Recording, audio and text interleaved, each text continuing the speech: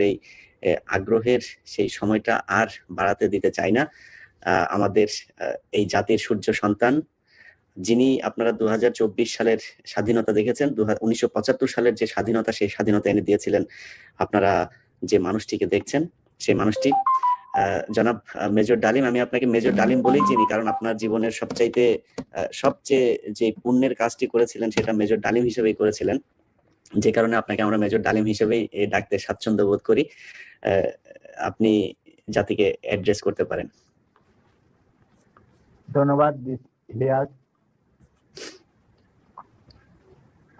আজ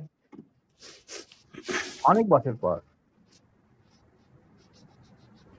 দেশবাসীকে আমার তরফ থেকে, বিশেষ করে নতুন প্রজন্মের ছাত্র জনতা যারা ফ্যাসিবাদ বিরোধী আন্দোলনে আংশিক বিজয় অর্জন করেছেন, তাদেরকে আমি অভিনন্দন জানাই, সাথে লাল সালাম জানাচ্ছি।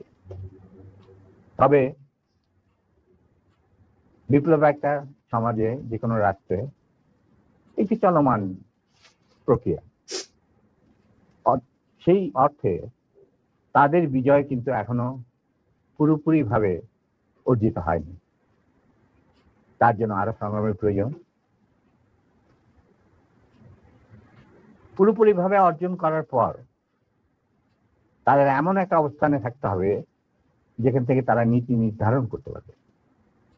তাদের যে ইচ্ছা, চাহিদা, প্রত্যাশা, যার সাথে জনগণের প্রত্যাশা চাহিদা মিল রয়েছে, সেটা বাস্তবায়ন করার দায়িত্বটাও কিন্তু তাদের নিজেদেরই করতে হবে।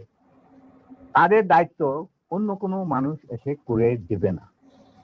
সে যত বড় স্কলারই হোক, যতগুলি মেডেলের অধিকারী হোক, আমার দীর্ঘ জীবনের অভিজ্ঞতা বলে যে বিপ্লবী যে লক্ষ্য থাকে, সেই লক্ষ্য একমাত্র বিপ্লবীরাই সাধন করতে পারে, অর্জন করতে পারে। সেই জন্য তোমাদেরকে এখনই ঘুমিয়ে পড়ার সময় ঘুমিয়ে পড়লে চলবে না, সজাগ থাকতে হবে। আগামী দিনে যত কঠিন সংগ্রামই হোক, সেই সংগ্রামে আল্লাহর উপর ভরসা করে তোমাদের যুদ্ধে ময়দানে পাথরের মতো, ইস্পাতের মতো লৌহ কঠিন প্রত্যয় নিয়ে দাঁড়াতে হবে যে আমরা এই সংগ্রামে জিতবই, বিপ্লবকে সফল করব এবং জনগণ এবং তোমাদের যে আশা আকাঙ্ক্ষা, একটা সুখী সমৃদ্ধ বাংলাদেশ গড়ে তোলা। এই ভারতীয় সম্প্রসারণবাদী হিন্দুত্ববাদী ভারত, যার কবজায় আমরা প্রায় চলে গিয়েছি, সেই অবস্থান থেকে সেই 71 মতো আরেকটি স্বাধীনতা আমাদের অর্জন করতে হবে। তা না হলে তোমাদের বিপ্লব ব্যর্থতাই পর্যবেসিত। আমি এর বেশি কিছু আর বলতে চাই না। স্যার, সরাসরি মানুষ এই 50 বছর যে প্রশ্নটা আপনাকে করার জন্য অপেক্ষায় আছে, আমি মনে করি 75 কেন হয়েছিল স্যার? ইলিয়াস, 75-এ তোমার কি বয়স ছিল আমি জানি না, তবে আমার জন্ম হয়নি স্যার।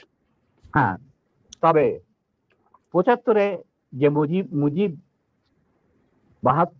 70-এর ইলেকশনের সময়, 72-এর আগে, মানে 71-এর মুক্তি সংগ্রাম শুরু হওয়ার আগে ছিল, তার চরিত্র ছিল এক ভিন্ন প্রকৃতি। তিনি বাঙালি জাতীয়তাবাদের সংগ্রামে যথেষ্ট অবদান রেখেছেন। কিন্তু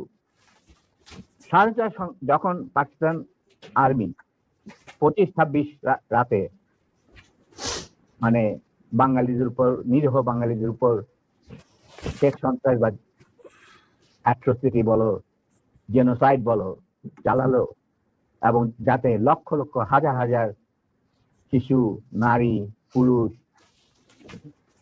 প্রাণ হারালো, ছাত্র জনতা কোনো কারণ ছাড়া। তারপর তখন সেই অবস্থায় আমাদের দেশে তথাকথিত বড় বড় জাতীয় নেতারা, বিভিন্ন দলে, তাদেরকে কিন্তু কাউকে খুঁজে পাওয়া গেল না।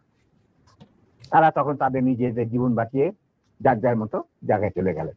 মুজিব স্বয়ং পাকিস্তান আর্মির কাছে ধরা দিলেন এবং তাদের সাথে একটা বন্দোবস্ত করে তার পরিবারের ভরণ পোষণের দায়িত্ব আর্মির হাতে তুলে দিয়ে তিনি পাকিস্তানে পাড়ি জমান। ডাক্তার কামাল হোসেনকে সঙ্গে যিনি ছিল major via media between Mujib and the army junta. তখন সেই দিশাহারা মানুষ বুঝতে পারছিল না বাংলাদেশে যে তারা কি করবে, তারা কোথায় যাবে, কিভাবে নিজের প্রাণ বাঁচাবে। সেই সময় চিটাগাঙ্গে থেকে ভেসে আসলো মেজর জিয়ার স্বাধীনতার ডাক। আমি তখন পাকিস্তানে চাকরিরত অবস্থা। সেই ডাকে দেশের লোক একটা আলোর রশ্মি দেখলো যে হ্যাঁ, আমাদের যুদ্ধের আমাদেরকে এইভাবে মরণের হাত থেকে বাঁচার জন্য আমাদেরকে যুদ্ধ করতে হবে। Simple is that.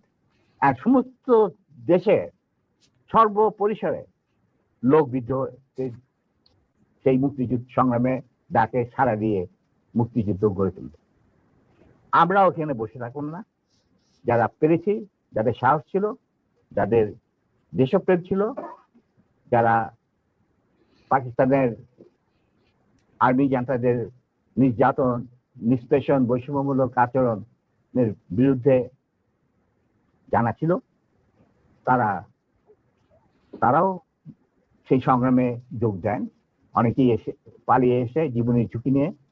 আমি ছিলাম তাদের মধ্যে সর্বপ্রথম গ্রুপ লিডার, যে আরো দুজন আমার সাথীকে নিয়ে আমি এসে যুদ্ধে যোগ দিই। কোনো বিবেকবান বাঙালি তখন যারা পাকিস্তানে চাকরি করতেন তাদের পক্ষে নিশ্চুপ বসে থাকা সম্ভব ছিল না। তবে এটাও ঠিক, অনেকেই ঠিক বুঝতে পারছিল না যে কি হচ্ছেটা কি। কোনো খবর নাই, চিঠিপত্রের আদান প্রদান নাই, কোন রকম সংযোগ নাই। বিদেশি মিডিয়া, ভয়েস অফ আমেরিকা, তারপরে BBC, radio Australia, radio India, এই সমস্ত ওখান থেকে যা কিছু জানা যাচ্ছিল ওটা সম্পূর্ণভাবে বিশ্বাসযোগ্য ছিল না। তারা তাদের মতো করে বলতে থাকে এবং আমরা শুনতে থাকি। তাই অনেকেই ঝুঁকি নিতে রাজি ছিলেন না। আর একটা সমস্যা ছিল, অনেকেই পরিবার সহকারে থাকতেন পশ্চিম পাকিস্তান, কারণ বউ বাচ্চা নিয়ে তো আর পালিয়ে যাওয়া সম্ভব না সবার পক্ষে। কিন্তু আমি ছিলাম তখন ব্যাচেলার। আমার সাথে যে দুজন সাহসী সহযোদ্ধা চলে আসে আমার ডাকে, তারা ছিলেন কর্নেল নূর চৌধুরী, তখন লেফটেন্যান্ট নূর চৌধুরী, আর লেফটেন্যান্ট মতিউর রহমান, পরে দুজনই কর্নেল, এবং রাষ্ট্রপতি একজন, মানে নূর রাষ্ট্রপতি। আমরা চলে আসি, এসে মুক্তিযুদ্ধে জয়েন করি। তো আমরা তিনজনই ছিলাম স্পেশালাইজড অফিসার। স্পেশালাইজড অফিসার বলতে বোঝা যায় যে যাদের কমান্ডো ট্রেনিং থাকে, স্পেশালাইজড ওয়ারফেয়ারের উপরে জ্ঞান থাকে, এবং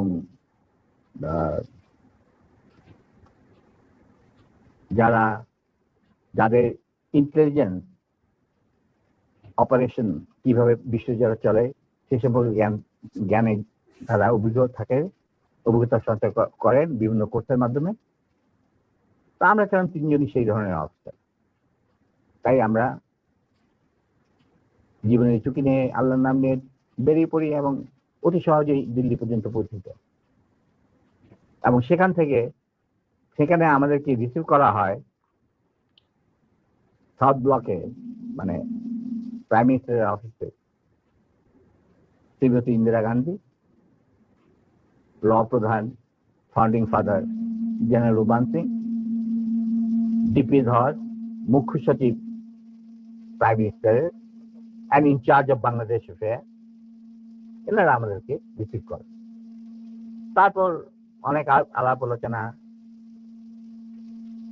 কিছুদিন ট্রেনিং, ব্রিফিং, পরে আমাদেরকে মুজিবনগর সরকারের কাছে হ্যান্ড ওভার করে দেওয়া হয় এবং আমাদেরকে দিল্লি থেকে নিয়ে আসার জন্য general Usmani, commander in chief মুক্তি ফৌজ, জনাব Tajuddin, prime minister of the provisional government, 7 দফা চুক্তি করার পর, আর ফরেন মিনিস্টার খন্দকার মুশতাক আহমদ, যিনি আমার বাবার ক্লাসমেট, তারা আসেন দিল্লিতে, এসে তাদেরকে ফর্মালি আমাদেরকে হ্যান্ড ওভার করে দেওয়া হয়। তারপরে আমাদের তিনজনের মধ্যে দুজনকে, আমাকে এবং মতিকে, অ্যাপয়েন্ট করা হয় as guerrilla adviser to the sector commander. মানে 11টা সেক্টরের মুক্তিযোদ্ধাদের রিক্রুট করা, তাদের ট্রেন করা, তাদেরকে ইন্ডাক্ট করা, অপারেশন করানো, সব দায়িত্ব পড়ে আমাদের দুজনের উপর। এবং আমরা এই 11টা সেক্টরকে ভাগ করে নিই। আর Noor being the junior most, Osmani Saheb ওনাকে তার চিফ পার্সোনাল স্টাফ অফিসার হিসেবে মুজিবুর সরকারের যে হেডকোয়ার্টার ছিল মুক্তিবাহিনী, সেখানে তার সাথে রাখেন। এবং শেষ পর্যায়ে কিছুদিনের জন্য নূর অনেকটা দৃঢ়তার সাথেই উসমানীর সাথে আলাপ করে সাত বেঙ্গলে চলে যায় এবং মুক্তিযুদ্ধে সক্রিয়ভাবে অংশগ্রহণ করে। সেও আঘাতপ্রাপ্ত, মানে সেও যুদ্ধে ইনজিওর্ড হয় একটা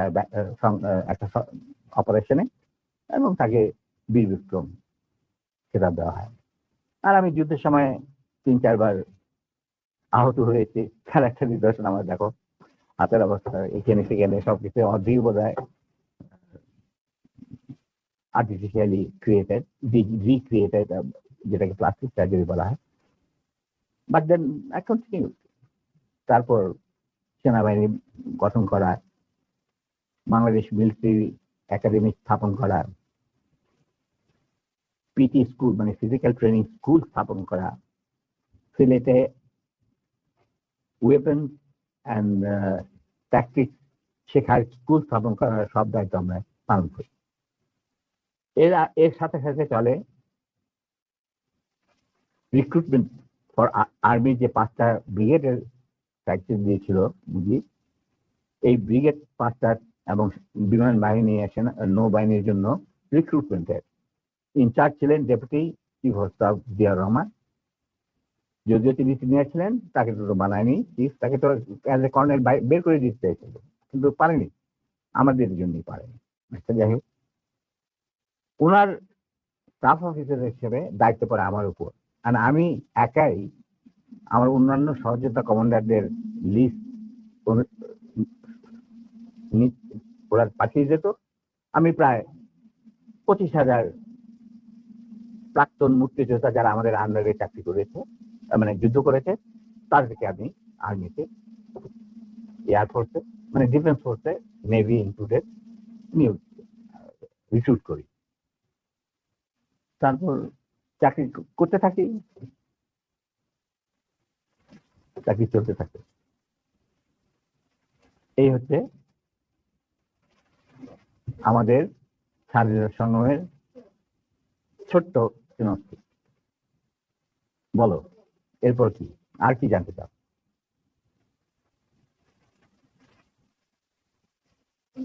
দুঃখিত না, এরপরের যেই আমার মূল প্রশ্নটা ছিল যে কোন পরিস্থিতিতে 75-এর 15ই আগস্ট হলো?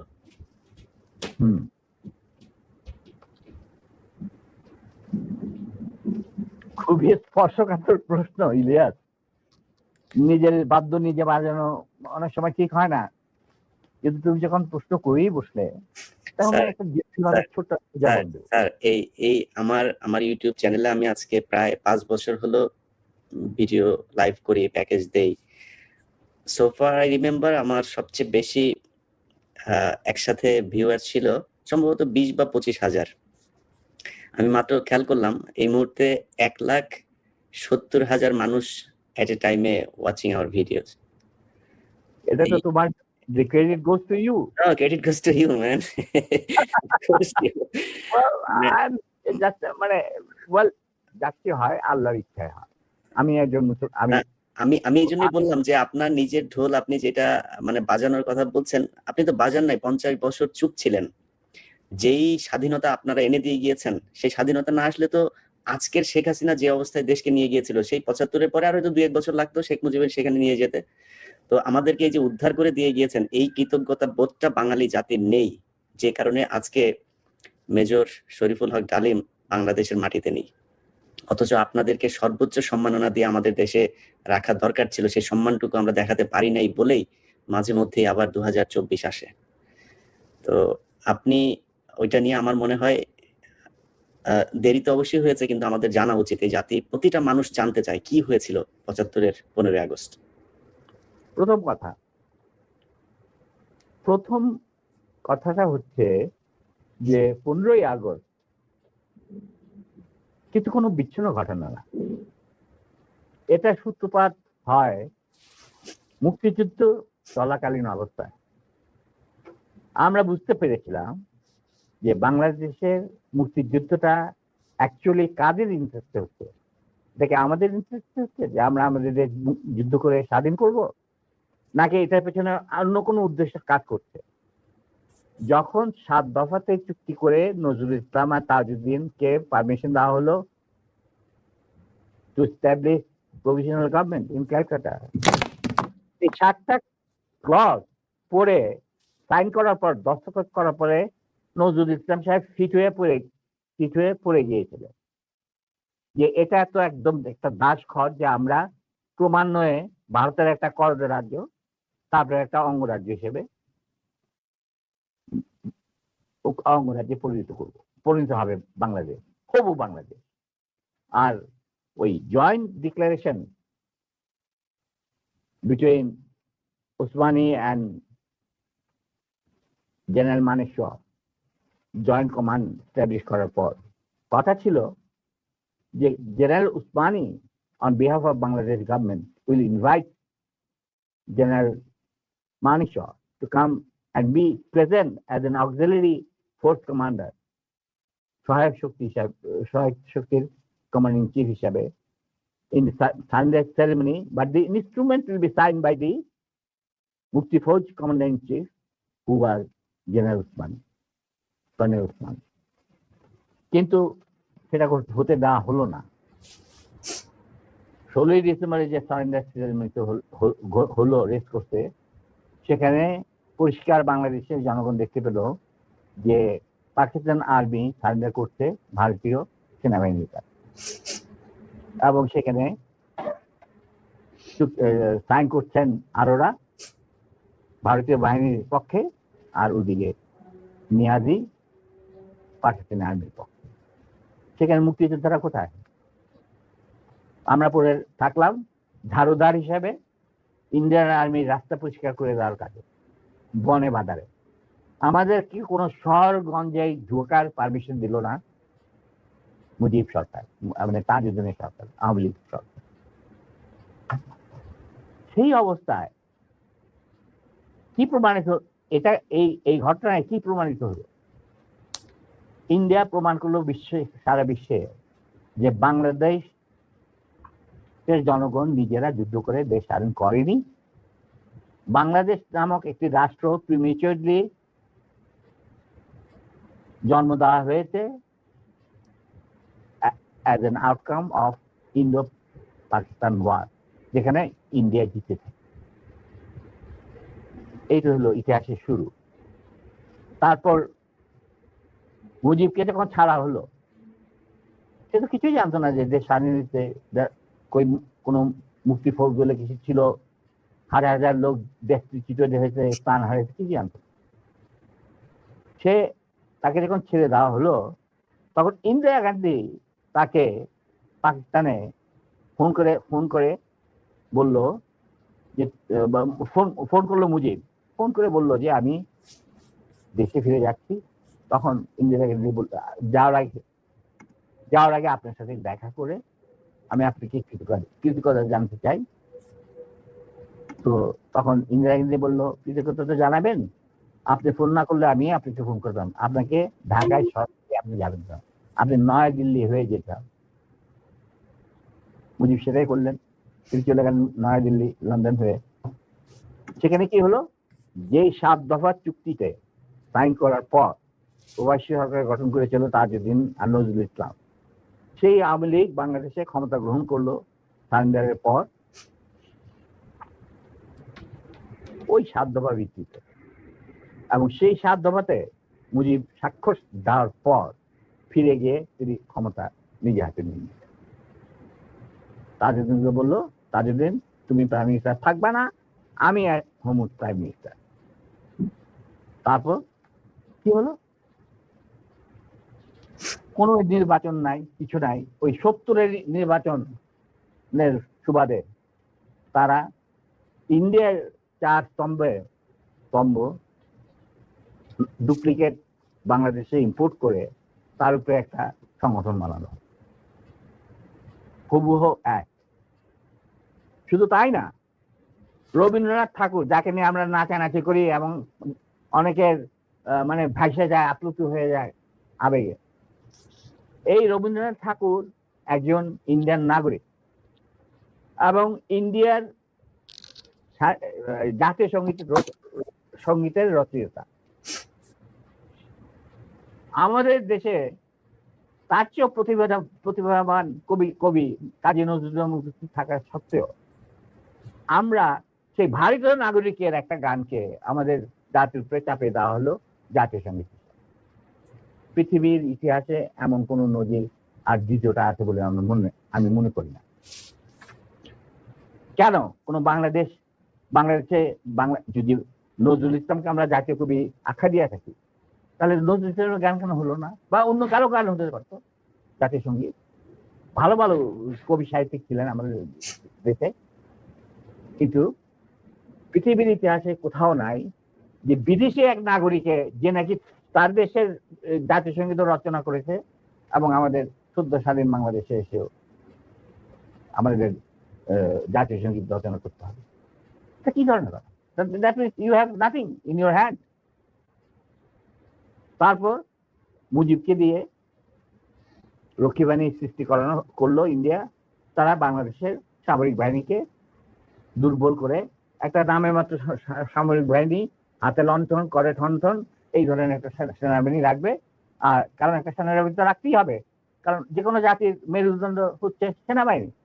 ওই হাতে লণ্ঠন করে ঠনঠন, আর আসলে তার চেয়ে অনেক শক্তিশালী একটা বাহিনী গঠন করলো ইন্ডিয়া। স্যার, ওই যে 7 দফাটা আমরা তো ইতিহাস পড়ে, আমরা তো আসলে সাক্ষী না, আমরা পড়ে মানুষকে জানানোর চেষ্টা করেছি। আপনার স্মরণ আছে 7 দফাটার কথা? কি কি ছিল ওই দফায়, যদি কয়েকটা গুরুত্বপূর্ণ জায়গা যদি মনে রাখেন। দেখো, আমি তো অ্যাকচুয়ালি 7 দফায় একদম টোটো এগুলো আমার বইতে লেখা আছে। যারা এটা কেন জিজ্ঞেস করলাম স্যার, কারণ হচ্ছে মানে আপনি সেনাবাহিনী তো করতে পারবেন না স্যার, সেনাবাহিনী তো 7 দফা মানলে করতে পারবেন না স্যার। আমার পক্ষে হয়তো এখন রিকালেক্ট করা অফেন ডিফিকাল্ট, কারণ আমার মাথায় অনেক কিছু খেলা করে। জি স্যার। দু একটা জিনিস বলছি, যেমন ধরো মুজিব এবং তার সরকারকে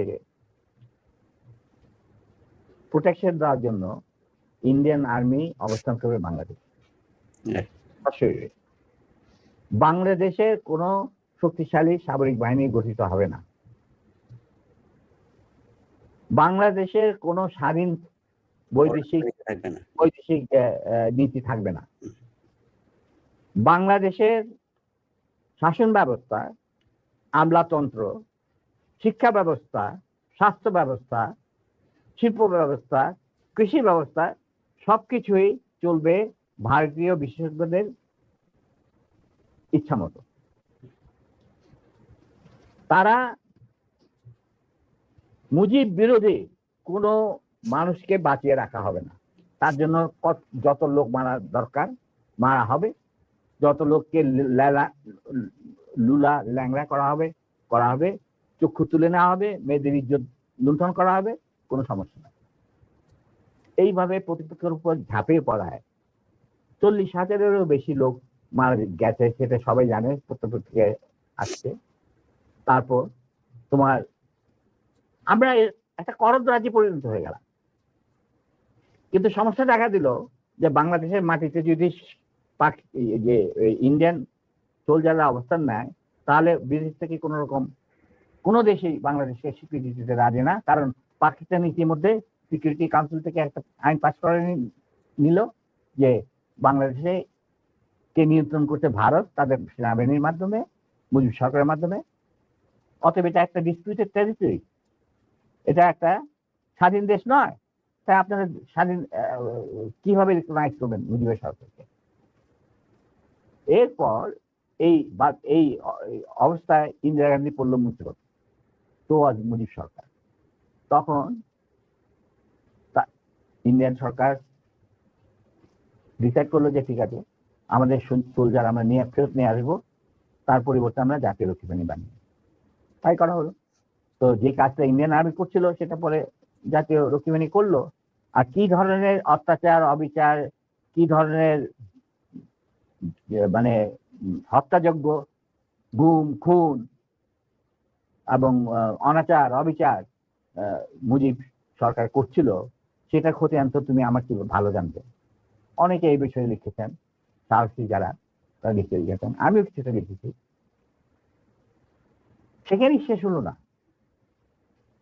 তারপর দেখা গেল যে সেই সুতিগার থেকে মুজিব কায়েম করলেন একদলীয় এক ন্যায়তত্ত্ব স্বৈরাচার শাসন বাদশাহ, এবং নিজেকে তিনি আজীবন রাষ্ট্রপতি হিসেবে ঘোষণা দিবেন সিদ্ধান্ত না হলো। এই বাকশালের মেম্বার সবাই সেই বাকশাল করার পর মুজিবের শক্তি বেড়ে গেল, তার নিষ্ঠুরতা এমন অসহনীয় পর্যায়ে চলে গেল, ইলিয়াস লুটপাট, মার ধর, চোরাচালান, নকল টাকা ছাপানো ভারত থেকে, এই সমস্ত মানে একটা আমাদের মনে অস্তিত্বই এমন অবস্থায় গিয়ে থাকলো যে মানুষ একদিন মুজিবের জন্য দোয়া করেছিল যে আল্লাহ এই মুজিব আমাদের চোখের মনি, আমাদের বাঁচাবে, দেশকে স্বাধীন করবে, বাঙালিদের ন্যায্য অধিকার আদায় করবে। সেই মুজিবের জন্য লোকজন আল্লাহর কাছে দোয়া চাচ্ছিল যে আল্লাহ আমাদের আজাদ দাও, নমরুদের হাত থেকে আজাদ দাও, আমরা শেষ মরে যাচ্ছি, সব কোথাও কোনো কেউ নেই প্রতিবাদ করা। এটা তো আমরা যারা সেনাবাহিনীতে তখন ছিলাম, যারা দেশপ্রেমী যোদ্ধা, তারা ঠিক মেনে নিতে পারেনি। যেভাবে তারা মেনে নিতে পারেনি পাকিস্তানের জান্তাদের অবিচার এবং দুরাচার, এরই পরিপ্রেক্ষিতে তাদের নেতৃত্বে সংগঠিত হয় একটা সেনা বিপ্লব। অনেকে বলে মুজিবকে মারা হলো কেন? মুজিব তো মারা যায় নাই, মুজিব নিহত হয়েছে একটা সেনা অভ্যুত্থানের ঘটাকালে। সেনা অভ্যুত্থান তো আর খালেদাতে মার্বেল খেলে না, ওখানে দুই পক্ষ থেকেই গোলাগুলি হয় এবং হতাহত হয় দুই পক্ষে। যেমন মুজিবের পক্ষের কিছু লোক মারা গেল, সেভাবে বিপ্লবীদের, সেনা অভ্যুত্থানকারী বিপ্লবীদের তরফ থেকে কিছু লোক প্রাণ হারায়। এটাই বাস্তবতা।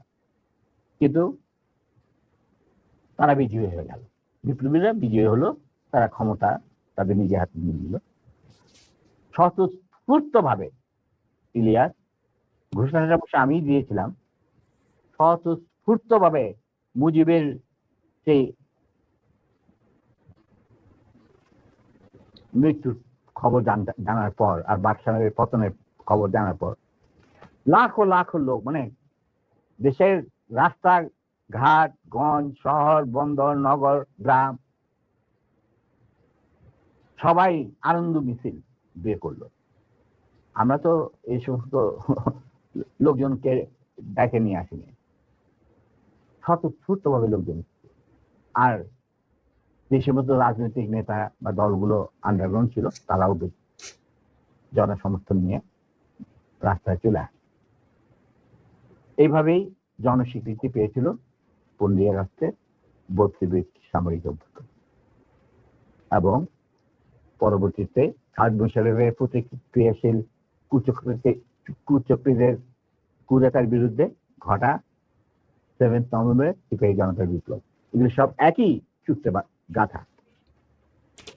তো আমি বলবো যে আমাদের ফার্স্ট রিপাবলিক ছিল, ফ্রান্স রেভলিউশনের পরিপ্রেক্ষিতে বলছি, ফার্স্ট রিপাবলিক ছিল 71 মুক্তিযুদ্ধ, তারই ধারাবাহিকতায় হয়েছে 75 আগস্ট বিপ্লব, তারই ধারাবাহিকতায় থার্ড রিপাবলিক হয়েছে 1924 সালের ছাত্র জনতার গণ অভ্যুত্থান। এখন যেহেতু আমি বলেছি যে সম্পূর্ণ বিজয় আমাদের এখনো অর্জিত হয়নি, চলমান বিপ্লবের গতিধারায় সংগঠিত হবে চতুর্থ রিপাবলিক, মানে চতুর্থ বিপ্লব। আমি এবং আমার সাথী ভাইরা যারা এখনো বেঁচে আছেন, যে অবস্থাতেই আছেন, আমরা যদি আমাদের বর্তমান প্রজন্মের বিপ্লবীদের, ছাত্র জনতা, তাদের বিপ্লবী কাণ্ডে কোন রকম অবদান রাখতে পারি, আমাদের নিজস্ব অভিজ্ঞতা, যোগাযোগ থেকে, তাহলে আমরা সেটা করতে প্রস্তুত, পিছপা হব না ইনশাল্লাহ। এবং আমরা তাদেরকে শ্রদ্ধা, সালাম এবং বিপ্লবী সালাম সাথে মন থেকে দোয়া করছি যে তাদের বিপ্লব যাতে ব্যর্থ না হয়, তারা যাতে বিজয় সংগঠিত করে, বিজয় অর্জন করে, তার যাতে একটা সুখী, সমৃদ্ধ, শক্তিশালী বাংলাদেশ গড়ে তুলে তাকে দুর্জয় ঘাঁটি হিসেবে স্থাপিত করতে পারে। এই আমার বক্তব্য।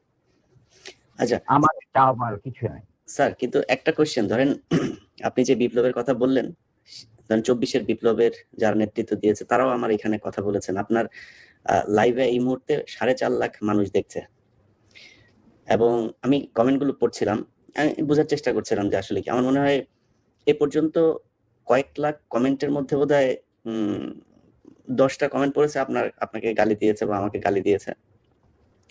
এত জনপ্রিয় একজন মানুষ, আপনি দেশ থেকে চলে যেতে হলো কেন স্যার? সেই কাহিনীতে এই মুহূর্তে যাওয়া ঠিক হবে কি? মাফ করে দিয়েছি। জিয়া রহমান আমাদেরই একজন ছিলেন। আচ্ছা, to be frank with you, উনি কোরআন শপথ নিয়ে আমাদের সাথে কাজ করতে রাজি ছিলেন, কিন্তু পরবর্তী পর্যায়ে তিনি তার নিয়ত থেকে সরে আসেন। তার জন্য তো আমরা দায়ী নয়, উনি দায়ী। এবং যদি ভালো করে থাকেন সেটা প্রাপ্য তিনি হয়তো পেয়েছেন, যদি খারাপ করে থাকেন সেটা আমাদের সাথে না চলায় যদি তার কিছু খারাপ হয়ে থাকে, তার জন্য তো আমরা দায়ী নেই। তবে হ্যাঁ, একটা সময়ে আমি যখন চিনেছিলাম রাষ্ট্রদূত, তিনি আমার বাবা কিন্তু জিয়া রহমানের ক্যাবিনেটের সিনিয়র মিনিস্টার পদে নিযুক্ত ছিলেন, কারণ আমার বাবা মনে করতেন যে আমরা জিয়া রহমান সব এক, কিন্তু উনি ভেতরে খবর জানতেন না। জিয়া রহমান যখন দেখলো যে তিনি সেনা পরিষদের প্রায় 4,000 লোককে মেরে ফেলেছেন, তার ক্ষমতাকে কিন্তু কুক্ষিগত করার জন্য,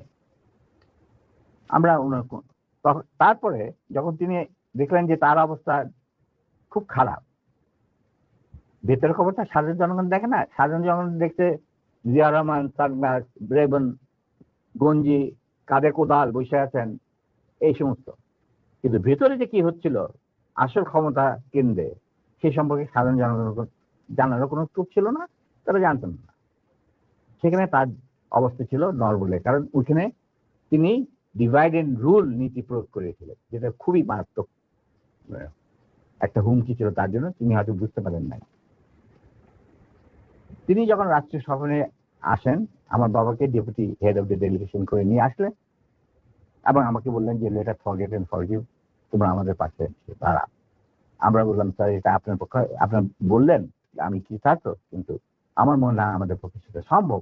কারণ এর জন্য সম্ভব না, আপনি আমাদের সহকর্মীদের রক্তে যে রক্তক্ষরণ ঘটিয়েছেন, সেই রক্ত মারিয়ে আপনার পাশে যদি গিয়ে দাঁড়াই, প্রথম গুলিটা আমাকেই খেতে হবে, মুনাফে খেতে হবে। আমি আপনাকে বাধা উচিত, বা আমরাই বা আপনাকে বাধা উচিত, সে রাস্তাটা আপনি বন্ধ করে দিয়েছেন। স্যার, এটা কত সালে স্যার? এটা যে জিয়া রহমান কোন সালে গিয়েছিল, মনে হয় 81, 76 না 77, সামথিং লাইক দ্যাট।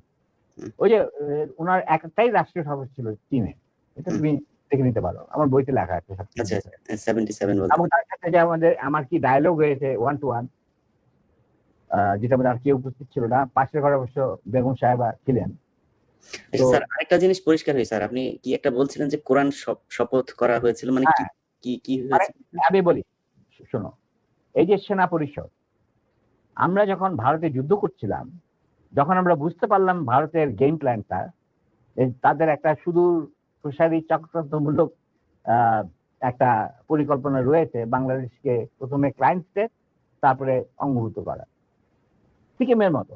হুম, আর সেখানে লেন্দুদ্দোজি ছিলেন, আমাদের মুজিবুর রহমানকে বানানো হলো তাজউদ্দিন, আর পরে মুজিবুর রহমানকে বানানো হলো সেই লেন্দুদ্দোজি। এটা যখন আমরা বুঝতে পারলাম, তখন সমমনা কমান্ডার যারা পলিটিক্যালি কনসিয়াস ছিল ছাত্র জীবনে ধরো বা পরবর্তী জীবনে, তখন আমরা বললাম যে আরে আমাদের তো আসল যে যুদ্ধ সেটা তো হবে স্বাধীনতার পর। ভারতের আগ্রাসী মনোভাব নিয়ে যখন বাংলাদেশকে গিলে খেতে যাবে, সেইটার বিরুদ্ধে আমাদেরকে লড়তে হবে, তার জন্য আমাদের প্রস্তুত থাকতে হবে, প্রস্তুতি এখনই গ্রহণ করতে হবে। তখন আমরা ওই মুক্তিযুদ্ধের আড়ালে আমরা সেনা পরিষদের বীজ বপন করি। তো তোমার মনে থাকার কথা, যদিও Zia Rahman declaration of independence দিয়েছিল, প্রথমে তিনি নিজেকেই অস্থায়ী সরকারের প্রধান হিসাবে দাবি করেছিলেন, মানে ভাষণে বলেছিলেন। পরে ইন্ডিয়ার চাপে উনি থেকে বদলিয়ে যে মুজিবুর রহমানের ইনস্ট্রাকশনে আমি এই ঘোষণা দিলাম স্বাধীনতা। এরপরেও কিন্তু তার প্রতি ইন্ডিয়ান সরকার বা আওয়ামী লীগ সরকার কখনোই আস্থা রাখতে পারে নাই। তারা তাকে সেক্টর কমান্ডারের অবস্থান থেকে সরিয়ে এনে হেডকোয়ার্টার দাম করে এক সেফ হাউসে, মানে আমাদের কিছু সেফ হাউস ছিল যেখানে আমরা থাকতাম বা আমাদের সাথীরা ঘুরে আসতো, কল্যাণীতে, মানে এই প্রভাব অফ ক্যালকাটা একটা বাড়িতে ওনাকে না নিষ্ক্রিয় করে রাখা হতো। তখন আই ওয়াজ দ্য ওনলি, কেউ জিয়া রহমানের আশেপাশে যায় না, কারণ উনি ভারতের চক্ষুষু, উনি আওয়ামী লীগের চক্ষুষু, তো কে যাবে ওনার সাথে দেখা করতে? তখন কিন্তু আমি, কারণ আমি জিয়া রহমানকে অনেক আগে থেকে চিনি, পাকিস্তান আমল থেকে চিনি, একসাথে কাজও করেছি। যাই হোক, আমি গিয়ে ওনার সাথে যোগাযোগ করি এবং তাকে বুঝাই যে স্যার আপনি ধৈর্য ধরুন, আমরা আপনাকে সহজে হারাবো না। তখন আস্তে আস্তে আমরা তাকে বলি যে আপনি এরকম আসল উদ্দেশ্য যে ভারতের, সেটাকে বানচাল করার জন্য এখন থেকে আমরা প্রস্তুতি নিচ্ছি, আপনি কি আমাদের সাথে থাকবেন কি থাকবেন না সেটা আমাদের তরফ থেকে আমাকে পাঠানো হয়েছে জানার জন্য, কারণ আমি আপনার কাছে সবচেয়ে ক্লোজ ছিলাম পাকিস্তান আর্মি, সবাই জানে। আচ্ছা, উনি বলেন কি তোমাদের কর্মসূচি? তখন আমি তাকে আমাদের কর্মসূচি দিলাম, যেটা 25 বছরের একটা কর্মসূচি ছিল ইন্ডিয়া। তুমি যদি এই কর্মসূচিটা পড়ে, এই কর্মসূচিটা আমরা তৈরি করেছিলাম বিভিন্ন সেক্টরের মুক্তিযোদ্ধা এবং অন্যান্য সাধারণ জনগণের আশা আকাঙ্ক্ষা পরিপ্রেক্ষিতে। সেই কর্মসূচিটা পড়ার পর উনি এটাকে মেনে নেন। তো আমি বললাম যে স্যার আমাদের সমস্যাটা হচ্ছে আমরা সবাই প্রায় সমবয়সী, আমাদের একজন সিনিয়র অফিসার দরকার যাকে আমরা ট্রাস্ট করতে পারি, তাকে আমরা কেন্দ্র করে এগিয়ে যেতে চাই এই সেনা পরিষদের কর্মসূচি বাস্তবায়নের জন্য। স্বাধীনতার পর, স্বাধীনতা যুদ্ধ তো করবোই, স্বাধীনতার পর এই কর্মসূচি আমরা বাস্তবায়ন করবো অন্যান্য সমমনা দেশপ্রেমিকদের সঙ্গে নিয়ে। তখন উনি এটা খুব কেয়ারফুলি আমাদের কর্মসূচি পড়লেন। তারপরে আমি একদিন গেলাম, উনি বললেন যে আমি পড়লাম, আমি সম্পূর্ণভাবে একমত, স্বাধীন বাংলাদেশকে একটা সুখী সমৃদ্ধ আত্মনির্ভরশীল এবং আমাদের সংস্কৃতির ভিত্তিতে নতুন বাংলাদেশ গঠন করার জন্য এর চেয়ে ভালো কোন রকম কর্মসূচি হতে পারে না। আমরা ধাপে ধাপে এটাকে কার্যকারী করছি। তখন আমি বললাম তাহলে কি আপনি আমাদের সাথে কাজ করতে রাজি আছেন? আমরা আপনাকেই আগে রেখে আমরা কাজ করতে চাই, কারণ ইউ আর দি সিনিয়র এবং আপনি একজন সৎ ব্যক্তি। উনি সৎ ছিলেন ব্যক্তিগতভাবে। আর তবে আপনার সমস্যা হচ্ছে আপনি বাংলা জানেনও না, বাংলা বলতে পারেন না, লিখতে পারেন না, আপনি সারা জীবন পাকিস্তানে বড় হয়েছেন, ওখান থেকে আমি দ্যাটস নট এ প্রবলেম। আমরা রয়েছি আপনার গ্রাউন্ড ওয়ার্ক করার। আপনি যদি রাজি থাকেন তাহলে আমরা একসাথে কাজ করতে আপনাকে সামনে রেখে আমরা কাজ করতে রাজি, এগিয়ে যাবো, সেনা পরিষদ এগিয়ে যাবে কাজ। তখন বললেন যে আমি রাজি। তখন বলেন যে স্যার আমাদের সাংগঠনিক বিধান অনুযায়ী আপনাকে একটা কোরআন শপথ নিতে হবে, যে কোরআন ধরে আপনি বলবেন যে আমি এই কর্মসূচি ভিত্তিক কর্মকাণ্ড, সেনা পরিষদের কর্মকাণ্ড পরিচালনা করার জন্য শীর্ষ নেতা হিসেবে যোগ দিতে রাজি আছে। উনি উজু করে আসলেন, কোরআন শরীফ রাখা হলো, তার উপর হাত রাখলেন, আমি ওর হাতের উপর হাত রাখলাম, তারপরে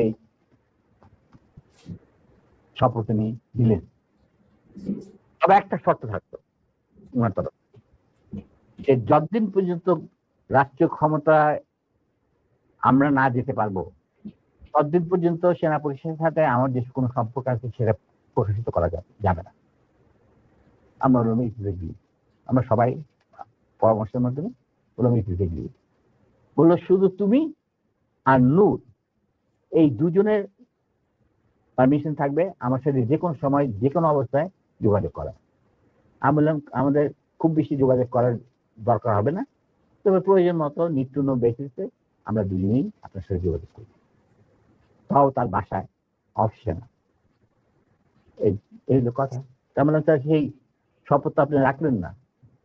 আপনি মনে করলেন যে আমাদের বিদেশে রেখে এই ছিড়ায় ছেটায় আপনার আন্ডারেই, সরকারের আন্ডারে থাকবো আমরা বিভিন্ন দূতাবাসে, আপনি আপনার যাদেরকে আপনি বিশ্বাসযোগ্য মনে করেন তাদের নিয়ে আপনি রাষ্ট্র চালান। আমরা তো কোনো রকম বিরোধিতা করি নাই, আপনার করবো। আজ আপনি আমার বাবার সামনে বলছেন যে তোমরা let us forget and forgive and start afresh. রাজনীতিতে বা রাজনীতি হলো দাবা খেলা। দাবা খেলায় একটা চাল দিয়ে চাল আবার পিছনে নেওয়া যায় না, চালের আগে আপনাকে চিন্তা করতে হয়, এটা একবার চাল দেওয়ার পর আর সেটাকে ফেরত নেওয়া যায় না। আপনি হাউ ক্যান উই স্টার্ট এফ্রেশ? এটা সম্ভব না। এইভাবে আমাদের মিটিং শেষ হয়ে যায়। আপনাদের ওই 25 বছরের পরিকল্পনাতেই কি শেখ মুজিবকে ক্ষমতাচ্যুত করার পরিকল্পনা ছিল? অবশ্যই। শেখ মুজিব কি? Sheikh Mujib was a major player to implement the Indian design over কিভাবে তুমি দেশে মানে জাতীয়তাবাদী ভিত্তিতে নিজের সংস্কৃতি, নিজেদের ঐতিহ্য ভিত্তিতে, নিজেদের ধর্মীয় চেতনার ভিত্তিতে তুমি বাংলাদেশ বানাবে কিভাবে? How it is possible? এটা এই প্রশ্নটা তো আমার মনে হয় তোমার করাই উচিত ছিল না। এটা করা উচিত ছিল না কেন? এটা করলাম আপনার মুখ থেকে শোনানোর জন্য। এটা শুনলে হয়তো অনেকেই মনে করতে পারে, আওয়ামী লীগ হয়তো এটা নিয়ে কথা বলবে যে জিয়াউর রহমানও তাহলে তাকে ক্ষমতাচ্যুত। আমি কিন্তু এখানে হত্যা করার কথা বলি, আমি বলেছি ক্ষমতাচ্যুত করার কথা জানতেন। He was a casualty. Right. He was a casualty in a conflict. It's a crossfire. Right. এখন এই জায়গাতে শেখ মুজিবকে করার পরে আমি ব্যক্তিগতভাবে জিয়াউর রহমানের প্রতি আমার সম্মান একটু কমে নাই, কারণ ওইটা ছিল মেন কালপিট এই শেখ মুজিব। তো তাকে তো সরাইতেই হবে এনিহাউ। আপনাকে সেটা আমি তোমাকে একটা কথা বলবো। জি স্যার। যাতে আমি একজন মুসলমান হিসাবে বা একজন মানুষ হিসাবে, কেউ কোন মানে মানুষ বা একজন মুসলমান হিসাবে আমি কাউকে জাতির পিতা, জাতির মাতা, জাতির বোন, জাতির ভাতিজা এগুলি আমি মানি না। এগুলি সঠিক বয়ান নয়। স্যার আপনি তো সেক্টর কমান্ডার ছিলেন, মানে বীর উত্তম ছিলেন একজন। আমি শেষ করি নাই। আমরা এই যে সভ্য সমাজ তথাকথিত, যেখান থেকে আমরা গণতন্ত্রের সবক নেই, যেখান থেকে আমরা মানবাধিকারের সবক নেই, যেখান থেকে আমরা শিখি হোয়াট ইজ ব্যক্তি স্বাধীনতা, বলার স্বাধীনতা, এই সমস্ত যারা যেখান থেকে আমরা সবক নেই, সেই সমস্ত দেশে কি জাতির পিতা, জাতির সীতা, জাতির মাতা, এই সমস্ত আছে? বলো কোন দেশ আছে? ইউএসএতে কয়েকজনকে তারা মানে ইউএস এর ফাউন্ডার মনে করেন। ফান্ডিং ফাদারও কেউ বলে না। দেখো Nelson Mandela was a friend of mine, উনি তো কোনদিন একসেপ্ট করে নাই যে তাকে বলা হোক জাতির পিতা। কেনিয়াটা, জম্মু কেনিয়াটা, ওনাকে তো জাতির পিতা বলা হয় না। প্যাট্রিক লুমুম্বা অফ জাম্বিয়া, ওনাকে তো জাতির পিতা বলা হয় না। স্যার আর যদি আর জাতির পিতা যদি বলা হয়, যেমন ভারতে এই কালচার আছে, কিন্তু আমরা ভারতের কালচারকে মানবো কেন? না, যদি মানা হয় সেই ক্ষেত্রে স্যার কেন মানা হবে? মোহাম্মদ আলী জিন্নাহ বাংলাদেশের জাতির পিতা হবে, কারণ সে দ্বিজাতি তত্ত্বের ভিত্তিতে 2 রাষ্ট্র শোনো, গঠন করে দিয়ে গেছে। আর মোহাম্মদ আলী জিন্নাহ কোনোদিনই বাইচা আমি থাকলে বলছি স্যার, যদি হয়, যদি তারা করতেই চায়, তো তাহলে সে হবে, সে শোনো, আমার কথা শোনো। জি জি sir. I am very straight. কারণ আমার দাদা নানারা সব ছিলেন ইয়ারট্রাই ফ্রম দি আলিগড়। তারাই প্রতিষ্ঠা করছে মুসলিম লীগ নওয়াজ সাহেবের নেতৃত্বে। I come from a political family. My father was the GS of Dhaka University. ঠিক আছে? Now he became the leader of the youth and student front of Muslim League. ওনারাই বিলেট থেকে নিয়ে আসছিল জিন্নাহকে টু প্রোভাইড লিডারশিপ। তাদের এক point agenda, মুসলমানদের যেন স্বাধীন দেশ চাই, নো আদার থিং। এবং প্রথম গুলি খায় এই পাকিস্তান আন্দোলনের মুভমেন্টে কারমাইকেল কলেজের একটা ছাত্র, যেই প্রসেশনের নেতৃত্ব দিচ্ছিলেন আমার বাবা। বুঝলে? অতএব আমার মনে হয়, আমি জিন্নাহকে যতটুকু জানি, তিনি নিজেও কোনোদিন জাতির পিতা হিসেবে খেতাব নিতে রাজি হতেন। জি স্যার। স্যার, আমাদের অনেকগুলো খুব গুরুত্বপূর্ণ কোশ্চেন আছে, যে কোশ্চেনগুলো মানুষ অনেক এই 50 বছর অপেক্ষা করছিল। আমরা দ্রুত কোশ্চেনে যে পরের কোশ্চেনটা স্যার, মানে ইয়েস নো স্যার, দুই এতে মানে জবাব। আমার দর্শকরা, তোমার দর্শকরা, আপনার দর্শক স্যার। তোমার দর্শক, আমি আমার দর্শক বলবো না, যে তোমার দর্শক। আই এম প্রিভিলেজ, তুমি আমার সাথে কথা বলছো এবং তোমার মাধ্যমে তারা আমাকে দেখছেন। আমি বলবো যে আমি দর্শকদের সোজা কথা বলতে চাই যে আমি ব্যক্তিগতভাবে জাতির পিতা, জাতির ভগ্নী, জাতির জামাই, এই সমস্ত কিছু বিশ্বাস করি। আমরাও করি না স্যার, বাংলাদেশের মানুষ কেউই করে না এটা। যাদের বোধগম্য থাকা উচিত, জাতির পিতা যদি বলতেই হয়, তাহলে বিশ্ব মানবতার পিতা হচ্ছে আদম আলাইহিস সালাম। এটা কেউ অস্বীকার করতে পারে? তো আমার কথা হচ্ছে, তোমরা উন্নত দেশগুলি থেকে তোমরা গণতন্ত্র শিখে আসো, তারপরে মানব অধিকার শিখে আসো। এগুলি কি নতুন করে শেখার কিছু আছে? আমাদের কোরআনের মধ্যে এই সমস্ত নাই? তারপরে বিভিন্ন ধর্মগ্রন্থ থেকে এগুলি নেই? তারপরে ওই সমস্ত দেশে কেন জাতির পিতা থাকে না? ওইখানে কেন জাতির মাথা থাকে না? আমাদের এখানে কেন থাকতে হবে? ইন্ডিয়াতে কে জাতির পিতা? হুই ইজ জাতির পিতা অফ ইন্ডিয়া? বলো তুমি আমাকে। দেয়ার ইজ নো জাতির পিতা। হুই জাতির পিতা? কোন সভ্য দেশে জাতির পিতা বলে কোনো জিনিস নাই। এটা হলো আমার শেষ কথা। এটা তো স্যার মুজিববাদ প্রতিষ্ঠিত করতে হবে। যাক স্যার, আমি এক কথা, সেটা অন্য কথা, সেটা একটা গ্রুপের একটা সেগমেন্ট অফ দি পপুলেশনের চিন্তা ভাবনা। না স্যার, সেগমেন্ট অফ পপুলেশন এটা আলাদা একটা রিলিজিয়ন। আওয়ামী লীগ হচ্ছে একটা ধর্ম, ওদের ধর্মের এই প্রফেট হচ্ছে গিয়ে শেখ মুজিব। এটা শুধু মানুষ না, ওরা আরেক জিনিস। এটাকে আপনি ঠিক করতে পারবেন। ওরা তো মানুষ না হলে অমানুষ হোক বা অন্য গ্রহ থেকে ওরাদের আগমন হোক, আমি বলবো তাদের মেন্টর যে ভারত, যেখানে এখন ওনারা গিয়ে আরামে এসে থাকতেছেন বাংলাদেশ থেকে পলায়া। কোনোদিন শুনি না কোনো প্রাইম মিনিস্টার পলাই যায়, ছেড়ে দিবে। ওনারা পলাই গেছেন। এখন ওই দেশটাতে কোনো জাতির পিতা আছে কি? বলো, নাই। তো আমরা কেন জাতির পিতা নেবো? কেন নেবো? কি যুক্তিটা কি? বাংলাদেশের স্বাধীনতার ব্যাপারে বা স্বাধীনতা আগ পর্যন্ত বাংলাদেশকে পৌঁছানোর রাজনীতিতে কি শুধু মুজিবের অবদান ছিল? এখানে ভাসানীর নাম দিতে হবে না? ফজলুল হকের নাম নিতে হবে না? ফারুদ্দিন নাম নিতে হবে না? বলো তুমি আমি পরিষ্কার ভাবে। কেন? তাহলে মুজিব কিভাবে জাতির পিতা হবে? একমাত্র মুজিবই কি বাংলাদেশের ঠিকাদার? না, আমি সেটা মনে করি না। মুজিব তো কোনোদিন স্বাধীনতা চাইনি বাংলাদেশের জন্য। He never wanted that Bangladesh should be independent. Agartala ষড়যন্ত্র মামলা টামলা এই সমস্ত আবল তাবল কথা বলে, কিচ্ছা বলে। আসল কিচ্ছা তো আগরতলা, মানে স্বাধীনতার কথা সেনাবাহিনীর এক তরুণ অফিসার প্রথম চিন্তা করেছিল। তিনি ছিলেন কমান্ডার ওয়াজেন হোসেন, পাকিস্তান নেভির চৌকুশ অফিসার। স্যার, অনেক গুরুত্বপূর্ণ কথা আছে যেগুলো মানুষ শুনতে চায়, সেখানে যাই। আমি কথা হচ্ছে যে, শোনো, যার যা প্রাপ্য তাকে সেটাই দিতে হবে, সেই মর্যাদা দিতে হবে, নাহলে এটা মুনাফিকতা।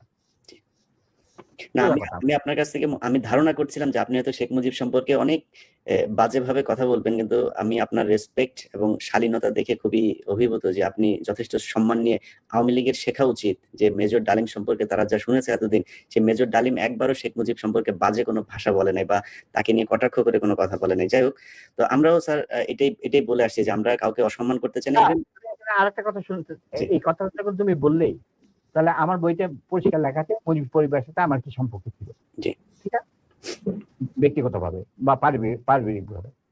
আমরা কিন্তু তার সাথে বিচার করি নাই।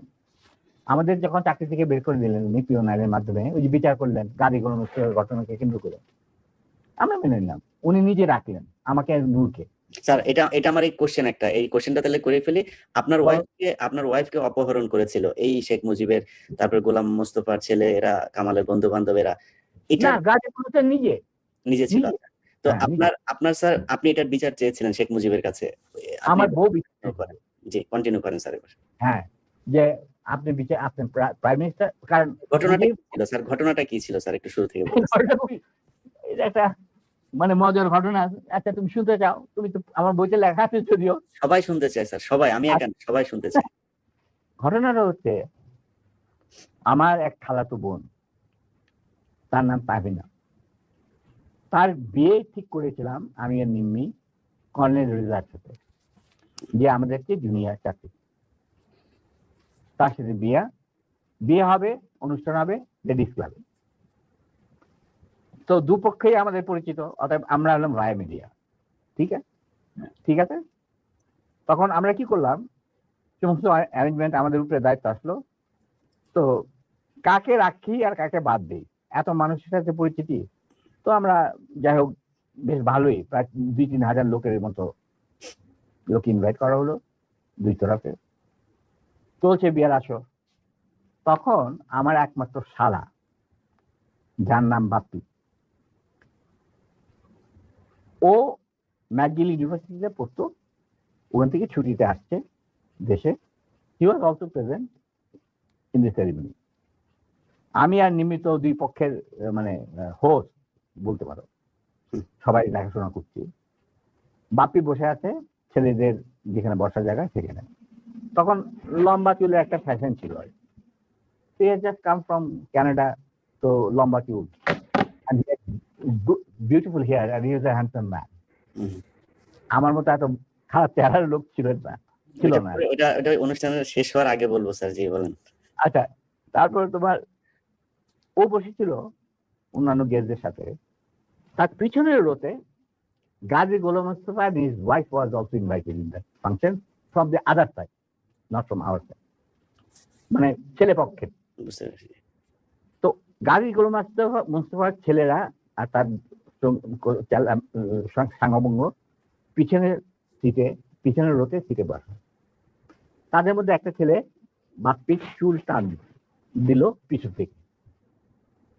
তো বাপ্পির পিছনে, ভদ্র মানুষ, বিদেশে থাকে, বিদেশে বড় হয়েছে, পিছিয়ে বললো, কিছু বলে নাই, সামনে আবার ওরা চুল টান দিল। দ্বিতীয়বার টান দেওয়ার পরে বাপ্পি পিছনে তাকে দেখো যে একটা ছেলে হাত সরিয়ে দিল। তখন বলছে, তুমি চুল টান দিয়েছ? বলছে হ্যাঁ। বলে কি কেন? সেটা আমরা দেখছিলাম যে এত সুন্দর চুল, এটা কি পরচুলা না আসল? আচ্ছা, চিন্তা করো। সে তখন ইউনিভার্সিটিতে পড়ে, আর এই পুচকে ছেলে তখন বোধহয় স্কুলে পড়ে না, বা স্কুলে 6-7 ক্লাস হবে।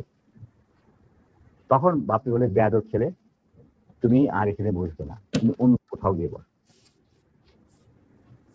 ওরা বেরিয়ে চলে গেল। আমরা কিন্তু কিছুই জানি না, মানে আমি আর নিমি এত ব্যস্ত, দুই পক্ষকে দেখাশোনা, খাওয়া দাওয়া চলছে। হঠাৎ দেখলাম দুটা মাইক্রোবাস রেড ক্রসের, আর একটা গাড়ি, গাড়ি সবুজ রঙের গাড়ি, আগে পিছনে দিয়ে মাইক্রোবাস। মাইন্ড ইউ, তখন কিন্তু আমার নিজের personal security guard with wireless মজুদ লেডিস ক্লাবে। আমি কুমিল্লা থেকে আসছি বিয়ের জন্য। তো ন্যাচারালি আমাদের গার্ড নিয়ে চলাফেরা, এটা তো আর্মির নিয়ম, তুমি জানো। আসলো, থামলো, দুইটা মাইক্রোবাস থেকে প্রায় 8 জন ট্রেনজারধারী সাদা পোশাক পরা লোক নামলো, আর পোক্ত গাড়ি থেকে নামলো গাজী গোলাম মোস্তফা স্বয়ং। তার স্ত্রী কিন্তু উপস্থিত মেয়ে মহলে। উনি গাড়ি থেকে নেমেই চিৎকার করতে শুরু করলেন, মেজর ডালিম কোথায়, মেজর ডালিম কোথায়, মেজর ডালিম কোথায়, বহুত বার বাড়ছে, আর সহ্য করা যায় না। আমি অবাক হয়ে গেলাম, এরকম চিৎকার করছি কে? তখন একটা ছেলে এসে, একজন ভিওজে ট্যাক প্লাটুনের একটা ছেলে, যে আমার নামটা মনে নাই, এসে বললো যে ভাই আপনাকে খোঁজ করতে এই চিৎকার করতে এটা গাজী গোলাম মোস্তফা, তার সাথে 8-10 জন ট্রেনগারধারী লোক আছে। মাইন্ড ইউ, তখন কিন্তু army was deployed in the whole country to recover illegal arms. আর আমাদের ঢাকা হেডকোয়ার্টার ছিল রেস কোর্ট, আমরাও সেই অপারেশনে যুক্ত ছিলাম। যাই হোক, আমি বাইরে আসলাম, আসে গাড়ি গোলাম মোস্তফার সামনে বারান্দাতে। আমি মেজর ডালিম, আপনি আসুন, আপনার বেগম সাহেবের তো আছেন ভিতরে, আপনি আসুন, বর্ব ঢুকে আপনি দোয়া করে দেন।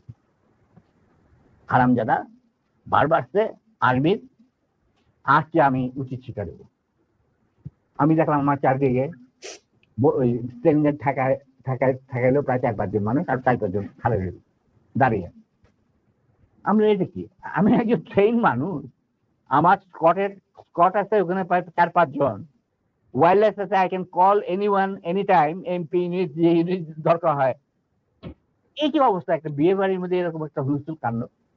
আপনি দেখেন কিছুই কি ব্যাপার, কি আপনি একটা উত্তেজিত করেন। আমি তো জানি না যে এর মধ্যে কি ঘটনা ঘটে। ওগুলো ওঠ, উঠা মাইক্রো বাইক, আমাকে ঠেলতে ঠেলতে নিয়ে যাচ্ছে মাইক্রো। আপনি ব্যাপার কি গাড়ি, এটা একটা বিয়ে বাড়ি, একটা মেয়ের বিয়ে হচ্ছে, আর আপনি আমাকে বলছেন উঠ কি, আমার কাপড় টাপড় ধরে একটা 4 জন মিলে আমাকে উঠালো। খবর চলে গেল ভিতর অন্দর মহলে, নিম্মি আর আমার শাশুড়ি, আমার খালার শাশুড়ি মানে কন্যার মা, উনি বেরিয়ে আসলেন। ওনারা আসলেন, কি ব্যাপার, দেখে যেরকম আমাকে ঠেলাঠেলি করে উঠানো হচ্ছে মাইক্রোবাসে। আমি মাইক্রোবাসে উঠলাম, উঠে দেখি চুল্লু আর আলম নামে 2 জন মুক্তিযোদ্ধা, ক্র্যাক প্লাটুনের সদস্য, তারা ছিল আমার ছোট ভাই স্বপনের সাথে, স্বপন বীর বিক্রম। ওদেরকেও মারতে মারতে মানে রক্ত বের করে ফেলেছে, মুখ দিয়ে রক্ত ঝরছে, আহত অবস্থায় তারাও মাইক্রোবাস। তখন আমার খালাম্মা গাজী বলে, গাজী সাহেব আপনি কি করছেন, আমার মেয়ের বিয়ে হচ্ছে, আর তারা বর পক্ষেরও কন্যা পক্ষেরও, ওরা কি হয়েছে কি, ওরা তো ব্যস্ত। বলে আমি ওদেরকে উচিত শিক্ষা দেবো, ওকে আমি উচিত শিক্ষা দেবো। তখন আমার স্ত্রী বললো যে আপনি তাকে একা নিয়ে যেতে পারবেন না, আপনি আমাকে সঙ্গে নিয়ে আসবেন। ঠিক আছে চল, ওরেও ধাক্কা দিয়ে উঠায় দিল মাইক্রোবাসে। তখন আমার খালা বললেন, কাজী সাহেব আপনি কিন্তু বাড়াবাড়ি করছেন, ঠিক আছে, যেখানে আপনি নিয়ে যেতে চান আমিও যাবো সাথে। কাজী কি স্যার তখন ঢাকা আওয়ামী লীগের সভাপতি নাকি? তখন সে আওয়ামী লীগের সভাপতি নয়, he was also the chairman of the Red Cross। বুঝতে পারলাম, শেখ মুজিবের সবচেয়ে প্রিয় লোক সে তখন। সে ঢাকার মধ্যে মানে ঢাকা শহরে সে হলো মুজিবের সবচেয়ে বড় লাঠের সর্দার। অশিক্ষিত মূর্খ মানুষ সাধারণত রেড ক্রসের চেয়ারম্যান হয় না, কিন্তু ওকে বানানো হয় যাতে করে লুটের এই যে রিলিফের মার চুরি চামারি করতে সুবিধা। যাই হোক, সেটা অন্য ব্যাপার। তারপরে আমাদেরকে নিয়ে উনি গাড়ি ঘুরে চললেন প্রথম ফার্ম গেট দিয়ে ভিতরে ঢোকার পরে আমি দেখলাম যে আরে সম্পূর্ণ কোথায় চাচ্ছে, লক্ষ্মীবাড়ি ক্যাম্পে নাকি। তখন আমি কি করি, এর মধ্যে আমার খালা আর নিমি নিজেদের শাড়ি ছিঁড়ে চুল্লু আর আলমকে ব্যান্ডেজ করে দিচ্ছে, মানে দেখে দেখে ক্ষত, তার দিকে রক্ত ছিল। আমি হঠাৎ বললাম গাড়ি থামা driver. In the mean time Swapan Bapi ওরা কিছু গেস্টকে বোধহয় বাড়িতে পৌঁছে দেওয়ার জন্য নিয়ে গেছিল গাড়ি করে, গাড়ি আসছিল না, বেরিয়েছিল কিছু, ওরা উপস্থিত ছিল না। তো আমি বললাম গাড়ি থামা, ড্রাইভার গাড়ি থামা দিল। আমরা তখন আমার গাড়িতে প্রায় 4 জন ট্রেনধারী লোক, তাদের একজনকে বললাম যে তুমি গিয়ে ওই সামনে যে গাড়ি গোলাম মোস্তফা বসে আছেন, কাজী গোলাম মোস্তফা সাহেবকে বলেন নেমে কিনা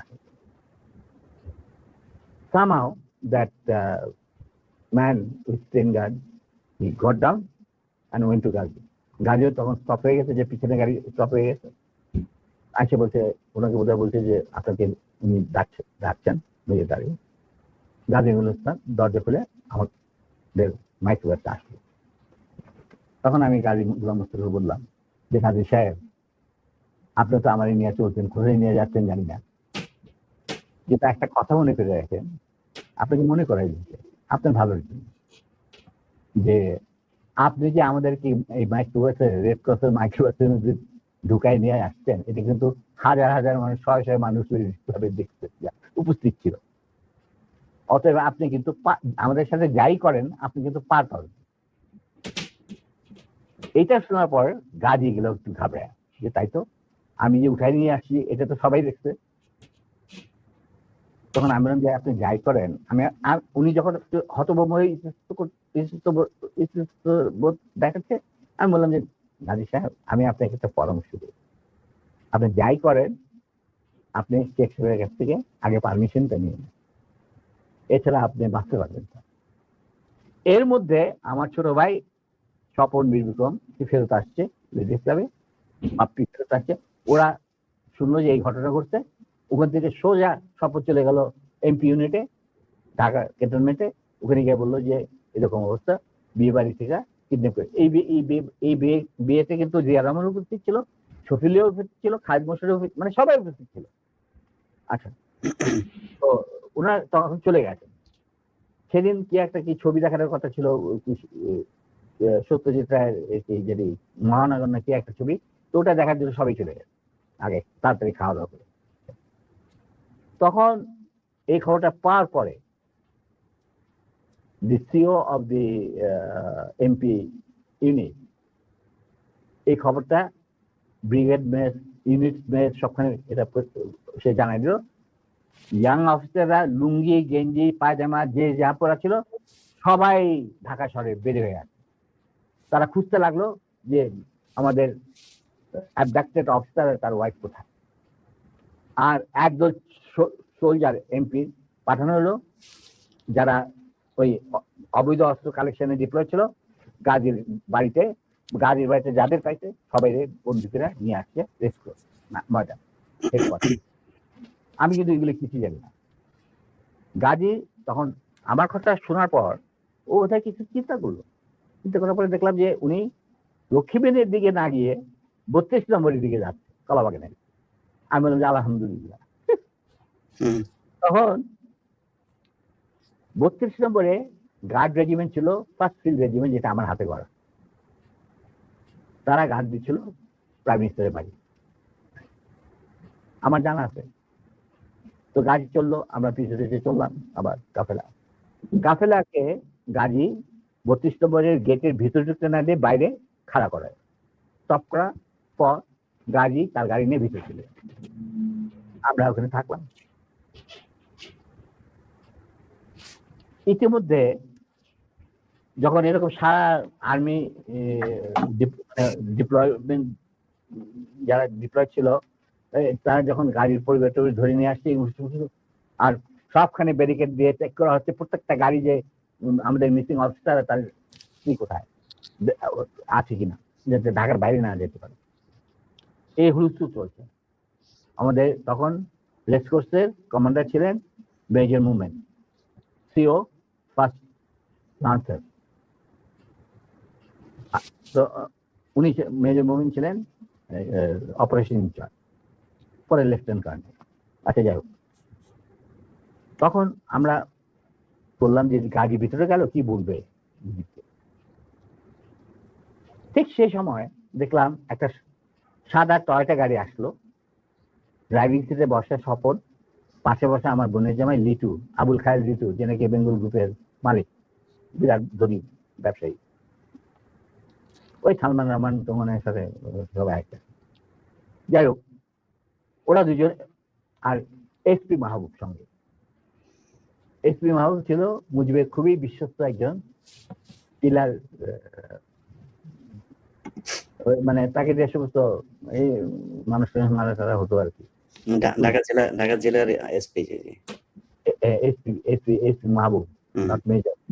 He was given during the war, he was given the rank of a captain. Right? Mahbub was a good friend of mine, and anyway.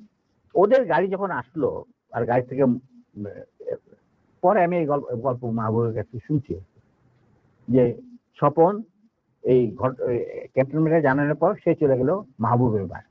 মাহবুবের কিন্তু সেই বিয়েতে আসার কথা। তো সে ওয়্যারলেসে জানাইছে যে আমি মানিকগঞ্জ থেকে ফিরছি খুব সহসাই, আমি বিয়ে বাড়িতে আসছি, তো আমার দেরি হবে। তো স্বপন চলে গেছে তার বাসায়, সে তাকে মিন্টন রোডে মানে ক্লাস 1 গ্যাজেটেড অফিসারদের জন্য একটা এনক্লেভ আছে, তুমি হয়তো জানো, দেখেছো কিনা জানি না। তখন বাংলো ছিল, এখন বোধহয় মাল্টিপ্লেক্স ফ্ল্যাট ওই ইন্টারকনের সাথে। তো সেখানে মাহবুব থাকতো।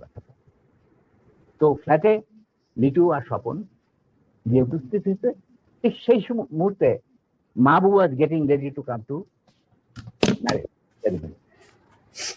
মানিকগঞ্জ থেকে ফিরে আসছে। উপরে এটা দেখা যায় মাহবুব কাপড় টাপড় পরতে, চুল আছে। তখন লিটু আর স্বপনকে দেখে বললো যে কি ব্যাপার, তোমরা এখানে কেন? আমি তো আসছি, আমি তো বলছি তোমাদের জানাইছে, আমার অফিস থেকে জানানো হয়েছে, জানানো হয়নি যে আমি দেরি হবে মানিকগঞ্জ। হ্যাঁ, কিন্তু মাহবুব এক ঘটনা ঘটছে। বলে কি ঘটনা? বলে যে নিম্মি আর ডালিমকে উঠায় নিয়ে গেছে গাজী গরম বিয়ে বাড়ি থেকে। কোথায় নিয়ে গেছে, কি হয়েছে জানি না, তবে তার পরিবারের সবাই এখন অ্যারেস্ট করা হয়েছে। তারা সব ওই সাউদি উদ্যানে আছে, মানে রেস্ট করছে। আর্মি সারা ঢাকা শহরে ছড়ায় পড়ছে। তার প্রত্যেকটা গাড়ি চেক করতেছে যে looking for the missing officer and অ্যাবডাক্টেড officer and his wife. মানুষকে চাই নাকি? এটা তো সাংঘাতিক কথা। গাড়িতে তো বিশ্বাস করা যায় না বলে সে রেড টেলিফোন করতে, মানে হাত দিতে গেছে, রেড টেলিফোন বা বেজে উঠছে। কে? শেখ মুজিব। ফোন মাহবুব। তো উঠেছে, কে বলছে? আমি মাহবুব বলছি, বলে যে আমি প্রাইম মিনিস্টার মুজিবুর রহমান। বলে কি? জি স্যার বলেন। বলে কি তুই ইমিডিয়েটলি আমার বাসায়। এর মধ্যে chief of staff, deputy chief of staff, CGS, Khalid Mosharraf এদেরকে দেখানো হয়েছে, এরাও আসছেন। কর্নেল নুরুজ্জামান, রকিবানী চিফ আসছেন সবাই। Zia Rahman also change, deputy chief. আচ্ছা, মাহবুব তখন চলো, তখন লিটুদের গাড়িতে বসেই ও চলে আসলো।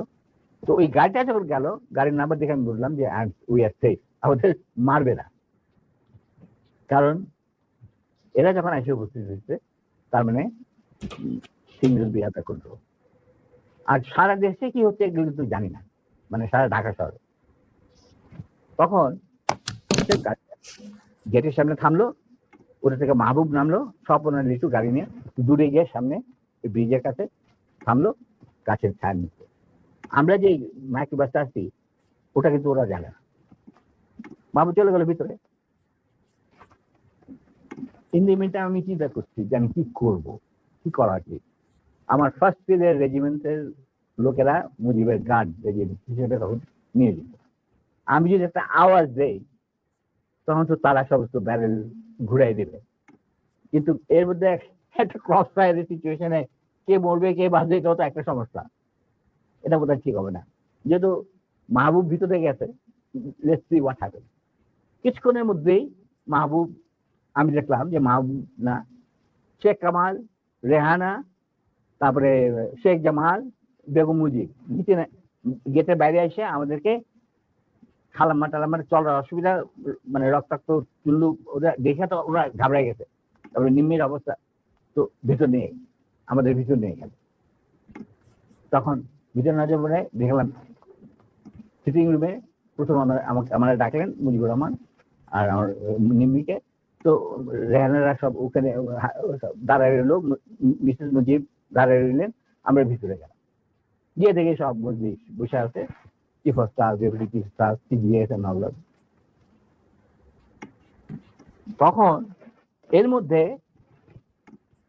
গাজী গভর্নর বাসা থেকে ফোন আসছে প্রাইম মিনিস্টারের কাছে যে বাড়ির সবাই ধরে নিয়ে গেছে আর্মি। যতক্ষণ পর্যন্ত আমাদের অফিসার লেডি ওয়াইফকে না পাওয়া যাবে, আমরা কাউকে ছাড়বো। আর ওই গার্মেন্ট 17 জন যে গার্মেন্ট গিয়েছিল মাইক্রোবাসে, এই খবর শুনা গাজীরও মুখ শুকায় গেছে, মুজিবুর রহমানেরও মুখ শুকায় গেছে, যার জন্য এই সবাইকে ডেকে নিয়ে আসছে, জিয়া রহমান, শফিউল্লাহ, খালিদ মোশাররফ। আচ্ছা, তো মুরলী বুদ্ধি আর কি। হুম, আমরা ঢুকতেই নিম্মিকে জড়াই ধরলেন মুজিবুর রহমান, না তুই কাঁদিস না, তুই কাঁদিস না, আমি এটার বিচার করবো। এই হারামজাদা গাজী, তুই করছিস কি? এটা কি করলি তুই? যা ওর পা ধরে মাপ চা। আমার বউয়ের পা ধরে মাপ চা। গাজী একটু অগ্রসর হওয়ার পর আমার বউ বলল, নিজের চপ্পল খুলে বললো, খবরদার, তুমি আমার ক্ষমা পাওয়ার যোগ্য নয়, আমি তোমাকে ক্ষমা করতে পারবো না, তুমি পিছিয়ে যাও। মুজিব আর বাকিটা সব চুপ করে বসে আছে। আমি চুপ করে দাঁড়িয়ে। তখন বলতেছে, মা, আবার মুজিব আমার বউ জড়ে ধরে বললো, মা, আমি এর উপযুক্ত বিচার করব, তুই আমার ভরসা রাখ। তখন আমার বউ বলছিল, নিমি বলছিল যে, চাচা, যাদের রক্তের উপরে আপনি আজ দেশের প্রধানমন্ত্রী,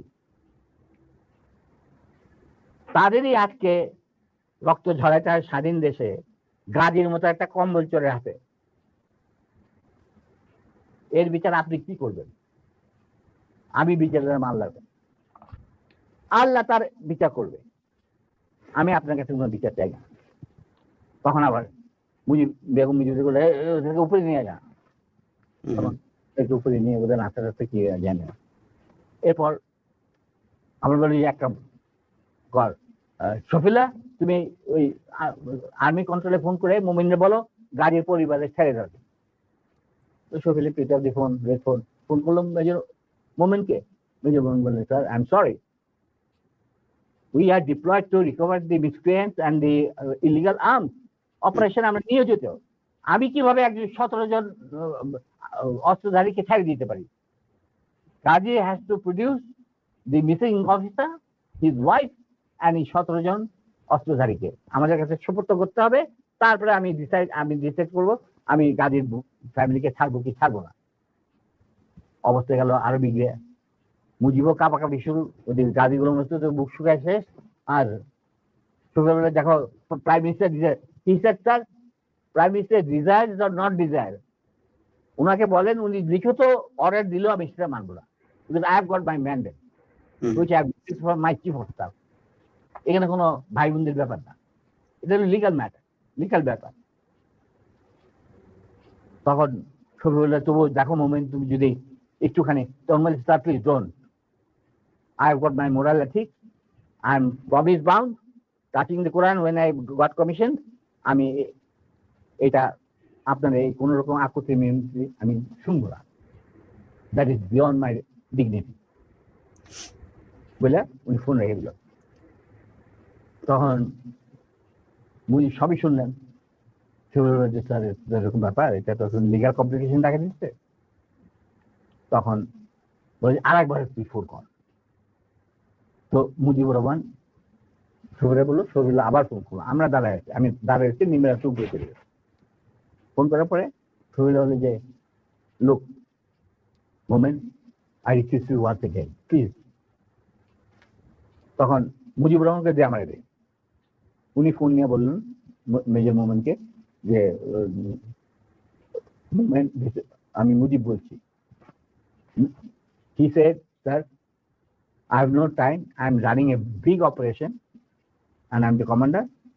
I am sending one of my officers to your residence. He will explain whatever I have got to say. So he dropped the phone. মুজিবের মুখ শুকিয়ে গেল। এখানে যারা বসা, জিয়া রহমান আর খালিদ মোশাররফ, নুরুজ্জামান, এরা সব করে বসে। কি করা যাবে? Within 5 minutes, Captain Shahid arrived. He was from cavalry and he was a friend of mine during the student days. আমরা একসাথে কন্টেম্পোরারি ইউনিভার্সিটিতে ছিলাম আর কি। হ্যাঁ, ও হলো তোমার বলে এটা লালবাগের ছেলে, আমরা ছিলাম মালিবাগ। যাই হোক, সরি, ও আমরা দোস্ত, মানে বন্ধু।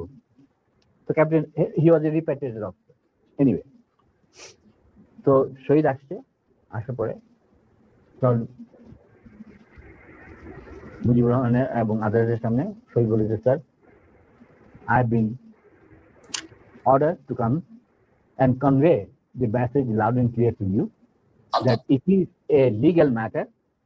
Ghazi has violated the Prime Minister's order on which army has been deployed over the whole country, and he had abducted an officer in uniform and his wife while he himself is engaged in this operation along with 17 gunmen in the Red Cross microbus. Now, যেহেতু আমরা deployed আছি to recover the illegal arms, the commander said, no way, Ghazi and these 17 people has to be surrendered to him, and then legal proceedings will start according to the law. দেশে emergency চলছে, আমাদেরকে prime minister খুব ঝুঁকিপূর্ণ দায়িত্ব দিয়েছেন, আমরা আমাদের যথাসাধ্য চেষ্টা করে যাচ্ছি। তখন বলে স্যার আমার আর কিছু বলার নেই, আপনার যদি কিছু বলার থাকে আমাকে বলা হয়েছে শুনে আমাদের কমান্ডারকে জানানো, না ঠিক আছে তুমি যাও বাবা। তো শহীদ চলে গেল। এরপর শেখ মুজিব আমাকে বললো তুই মাফ করে দে। আমি স্যার আমি তো বললাম স্যার শেখ মুজিবকে কাউকে বোধহয় আপনি মানে অফিসিয়াল কোনো এগুলি মানতেন না, আমাকে তুই করে বলতো, কারণ আমার একটা পারিবারিক সম্পর্ক ছিল তো। না, উনি তো মাহবুবকেও তুই করে বলতো, গোলাম মোস্তফাকেও তুই করে বলতো, শফিউল্লাহকেও আমি জানি না, কিন্তু আমাকে উনি তুই করে বলতেন। আমি তো রোববার থেকে যে কোনো সময় গিয়ে ডাক্তার যাইতাম, খাবার খাইতাম বসে। কই মাছ পছন্দ করতেন, ওই ওনার চৌবাচ্চে সবসময় বড় বড় কই মাছ থাকতো, আরামসে খাইতাম, চলন বিলে কই মাছ, কোনো অসুবিধা নেই। আমার তো গতিবিধি ছিল খুবই খোলা, মানে আমি যে কোনো সময় যাইতে পারতাম, যে কোনো সময় ডাকলেই চলে যেতাম। উনি প্রায় ডাকতেন আমাকে, আমি খবর না। তো এখন উনি বললেন ঠিক আছে দাঁড়েন যা, আমি বিচার করবো। আমি স্যার ভেরি গুড। তো এই আমার গাড়ি বাইক ওরা বাসায় পৌঁছে দিয়ে, ওরা নিবে এদেরকে বাসায় পৌঁছে, মানে মার্সিডিজ। আমি স্যার দিদের বাইরে স্বপন আছে, আরো 2-4 দিনের মধ্যে আসে পড়তে, গাড়ির কোনো অভাব নাই, আমরা চলে যাবো, আপনার গাড়ি দেওয়ার দরকার নেই। শোনো এক কাজ, গাড়িগুলো তুই যাবি এ দেখাতে, বিহার বাকি কাজ যে সম্পূর্ণ হয় নাই সেটা সম্পূর্ণ করার সম্পাদন করার জন্য। নিমি বলল খবরদার তুমি আর লেডিস ক্লাবে ঢুকার তোমার কোনো অধিকার নাই, তুমি সেটা লস করছো, তুমি যাবে না, ইউ উইল নট গো। তখন চুপ, তোমরা চলে যাই। আমরা চলে আসলো। আসার পরে কন্যা সম্প্রদানের যে বাকি কতগুলি থাকে না রকম রকম, ওই সমস্ত সম্প্রদান করা হইলো। এরপরে 2 দিন পরে আমি কুমিল্লা ফিরে চলে আসবো। হঠাৎ শেখ মুজিবুর রহমান সাহেব ডাকলেন চিফ অফ স্টাফ শফিউল্লাহকে। ডাকার পরে কি কথা ছিল জানি না, উনি ফেরত এসে বললেন যে Dalim you can't go back to Comilla now, you to তোমার তোমার একটা তোমার নিমের ঘটনাকে নিয়ে এর মধ্যে তো অনেক গোলমাল হয়েছে। এটা আমার বইটা আছে যে কি অবস্থা আর্মির মধ্যে উত্তেজনা না, অল দিস থিংস, এগুলো আমি ডিটেলসে যাচ্ছি না। উনি বললেন যে একটা কোর্ট অফ ইনকোয়ারি করতে হবে। আজব ব্যাপার, দোষ করলো গাজী, কোর্ট অফ ইনকোয়ারি হচ্ছে আমার। তা আমি বললাম যে ঠিক আছে কোর্ট অফ ইনকোয়ারিটা করতে করেন। তা আমার কুমিল্লা যাওয়া বন্ধ হলো। এরপরে আর আমার কুমিল্লা যাওয়া হয়নি। উনি কি করলেন, হঠাৎ একদিন, না এরপরে আমি কুমিল্লাতে ফেরত চলে গেলাম কোর্ট অফ ইনকোয়ারি শেষে। কুমিল্লা থাকা অবস্থায় হঠাৎ একদিন ঢাকা থেকে ফোন আসলো যে 13 জন অফিসারকে আরবি থেকে বাদ দেওয়া হয়েছে। ইনিশিয়ালি 65 জন অফিসারকে এনলিস্ট করা হয়েছে, আর প্রথম যে 7 জন অফিসার লিস্ট বাড়িয়েছে PO9, প্রেসিডেন্সিয়াল অর্ডার অফ 9 একটা ছিল তখন, কোন কারণ দর্শনের বেঁচে রেখে আপনি যে prime minister was entitled to sack anyone from the service, এবং সংসদ সদস্যদেরকেও। হ্যাঁ, তো P1 এটাকে বলা হয়তো প্রেসিডেন্সিয়াল অর্ডার নাম্বার 9, PO9। তো ওই PO9 এর আমরা আমি আমার নাম প্রথম, তারপরে নূর, বাকি 5 জন। তো নূর, আমি এই ঘটনা যখন ঘটে খবরটা আমি ঢাকা থেকে পাই রাত্রেবেলা। সেদিন আমার বাড়িতে একটা পার্টি ছিল কুমিল্লা। আমি আমার স্কুলে আমি কুমিল্লা জিলা স্কুলে পড়াশোনা করছি। স্কুলের টিচারদের আর ভিক্টোরিয়া কলেজ থেকে পরীক্ষা দিয়েছিলাম। ওই কলেজের সমস্ত প্রিন্সিপাল থেকে সমস্ত প্রফেসরদের আমি বাড়িতে একটা ডান্স করছিলাম। তো পার্টি চলছিল, তখন হঠাৎ নূর আমাকে ফোন করে ঢাকা থেকে জানাইলো, হি ওয়াজ দেন এডিসি টু জিয়া রহমান, যে স্যার আমাদেরকে তো ত্যাগ করা হয়েছে পিও 9-এর আন্ডারে। খবরটা আসছি ব্রিগেড কমান্ডার নাজিমুল কাছে। তো নাজিমুল আমাকে খুব ভালোবাসতেন। যুদ্ধের সময় আমরা একসাথে ছিলাম, কয়েকটা অপারেশনও করছি আমি ওনার সেক্টরে থেকে। হি ওয়াজ এ ফাইন ম্যান। উনি আগরতলা ষড়যন্ত্র কেসের মধ্যে একজন আসামি ছিলেন। যাই হোক, টু কাট ইট শর্ট, উনি এই ব্যাপারটাকে মানিয়ে নিতে পারবেন। এর পরের দিন উনি আমাকে নিয়ে বললেন যে আমি যাচ্ছি ঢাকায় যে আসলাম সন্ধ্যার সময় গেলাম শেখ মুজিবের বাড়িতে। He also had an easy access to Sheikh Mujib's house.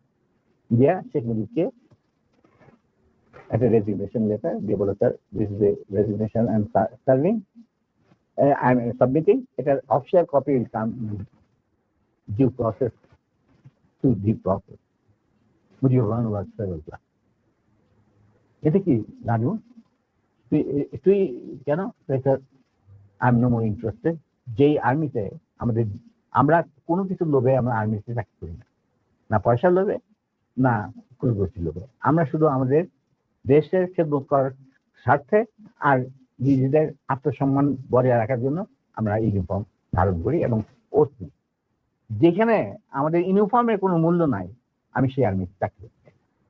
যদি আপনি আমার অনেক কাছের লোক, তবে আপনার প্রতি আমাদের শ্রদ্ধা থাকবে। এদের যদি আপনি চাকরি থেকে বাদ দেন, আমি সে জায়গায় চাকরি করতে না। You become very emotional. তোরা খালি তোদের দিক দেখো, আমার দিকটা কেউ দেখে না। তখন উনি বললেন যে স্যার আপনার দিক দেখা আপনি যথেষ্ট, আর অনেক লোক আছে, but this is my final decision. তো আমরা বেরিয়ে আসছিলাম সামান জানায়। তখন মুজিব আমাকে বললো যে দাঁড়িয়ে তুই একটু থাম, হুজা তুই একটু বাড়ি যা। হুজা বাড়ি গেল। আমার বললো যে তুই আর নূর আমার সাথে রাখছি বাসায় যত তাড়াতাড়ি সম্ভব।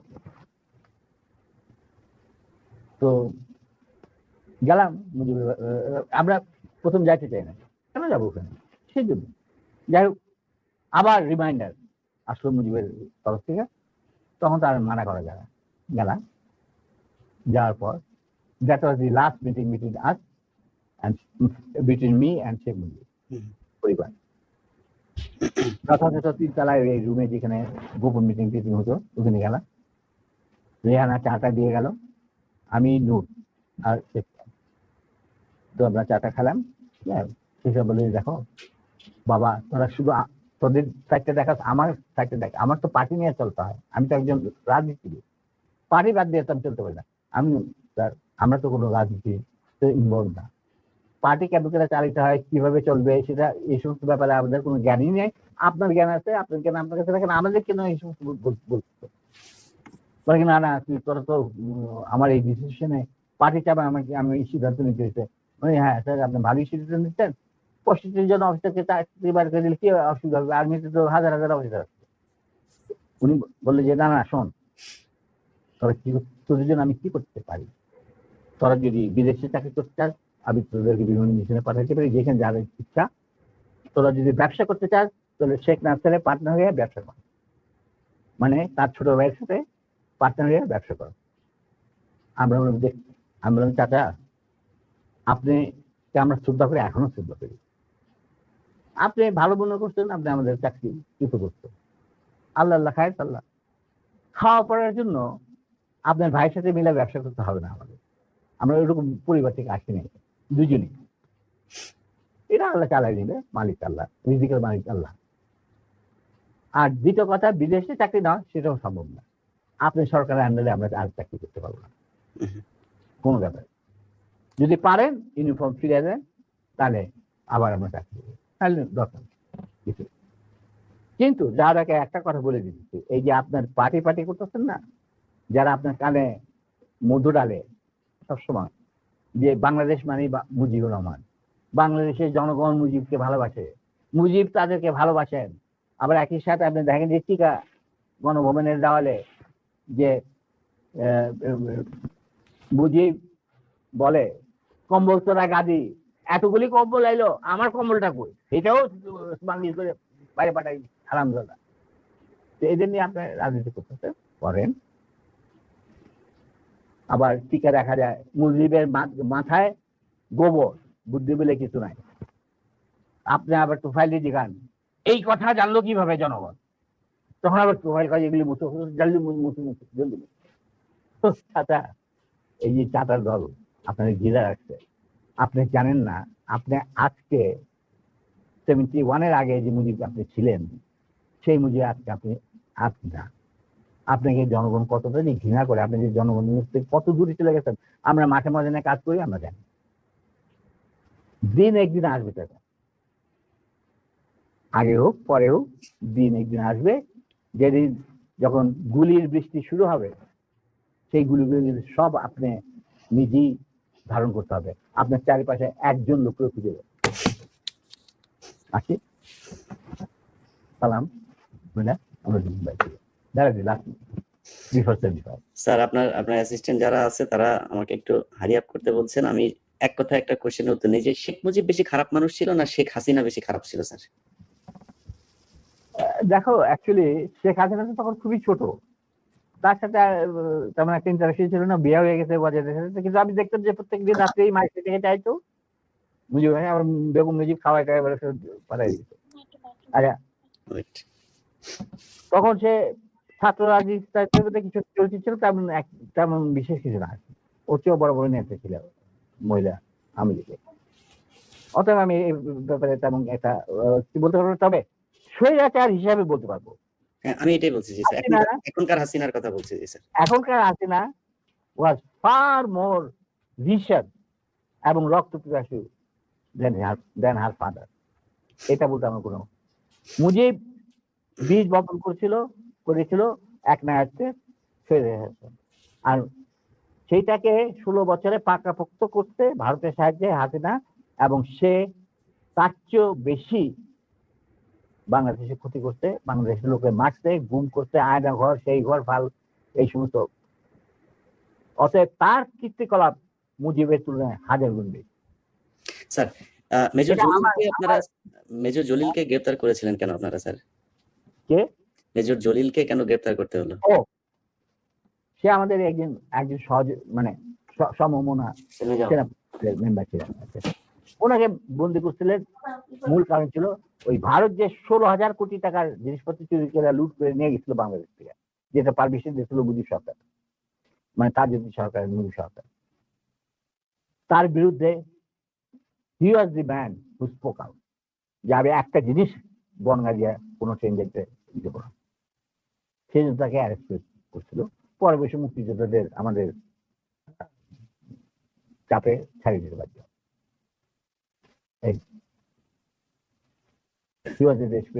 জহির রায়হানের বিষয়টা কি ছিল স্যার? দেখো, আমরা তো আর্মিতে চাকরি করতাম, তো বাইরে কি হচ্ছে, তবে কিছু জানতাম। স্বপন টপন এরা ছিল, সব ট্র্যাক প্রেসিডেন্ট সবাই চিনা। আমি তোমাকে বলবো, যুদ্ধের সময় শেষ পর্যায়ে একবার দীপুধর কলকাতাতে ভিজিট করছিল। ভিজিট করার সময় as a foreign minister Khondaker Mushtaq তার অনারে একটা চা চক্রের বন্দোবস্ত করে 19 নম্বর থিয়েটার রোডে, মানে মুজিবনগর সরকারের প্রতিষ্ঠান। সেইখানে আমি উপস্থিত ছিলাম, আর অনেকে উপস্থিত ছিল, মাহবুব ছিল, তৌফিক রায় চৌধুরী, দুল কাদের খান, ডক্টর কামাল সিদ্দিকী, আরো অনেকেই যে সচিবালয়ে যারা থাকতো বড় বড়। সেখানে আমরা জটলা পাঠায় তখন কথাবার্তা বলছিলাম যে 90 স্বাধীন বাংলাদেশ কিভাবে গড়ে তোলা যাবে, বিভিন্ন জন বিভিন্ন রকম কথা, বিভিন্ন অঙ্গনে কি করতে হবে না হবে, এই সমস্ত আলাপ হচ্ছিল। ওটি কাপড় কি, আর দীপি ধর ঘুরে ঘুরে প্রত্যেক গ্রুপের কাছে গিয়ে শুনছিলেন যে কি কথাবার্তা হচ্ছে। একসময় আমরা যখন কথাবার্তাতে লিপ্ত, দীপি ধর আমাদের কাছে আসলে তখন আমরা ডিসকাস করছি যে বাংলাদেশে ইকোনমি কিরকম হবে, ইকোনমি পলিসি কি হবে, কৃষি ক্ষেত্রে কি হবে, চিকিৎসা ক্ষেত্রে কি হবে, এই সমস্ত ব্যুরোক্রেসি কিভাবে রিবিল করা হবে। তখন জিপি ধর আমাদেরকে, আমরা নোটিস করে যে সে এসে দাঁড়িয়েছে, সে আমাদের কিছু করে, বয় gentlemen, listen to me. You don't have to bother about all this thing. You will just go back to independent Bangladesh and rest of the thing will be taken care of by us. এই কথার সাথে যদি তুমি একটু relate করার চেষ্টা করো, তাহলে জহির রহমান, যেহেতু উনি একটা মুভি বানাচ্ছিলেন অপকীর্তি, মানে সকল মুক্তিযুদ্ধের উপরে, মানে আওয়ামী লীগের অপকীর্তি এবং কিভাবে ভারতকে দেশ বেঁচে দেওয়ার খেলা চলছে, এই ব্যাপারে উনি একটা ভিডিও বানাচ্ছিলেন। অতএব তাকে ডাইকে নিয়ে গিয়ে মারা ওই মিরপুরে, এটার সাথে একটা সাদৃশ্য তো খুঁজে পাওয়াই যায়, যদিও এটা প্রমাণিত নয়। স্যার, যুদ্ধে 30 লক্ষ মানুষ মারা আচ্ছা, গিয়েছে, এটা তো মজার ব্যাপার।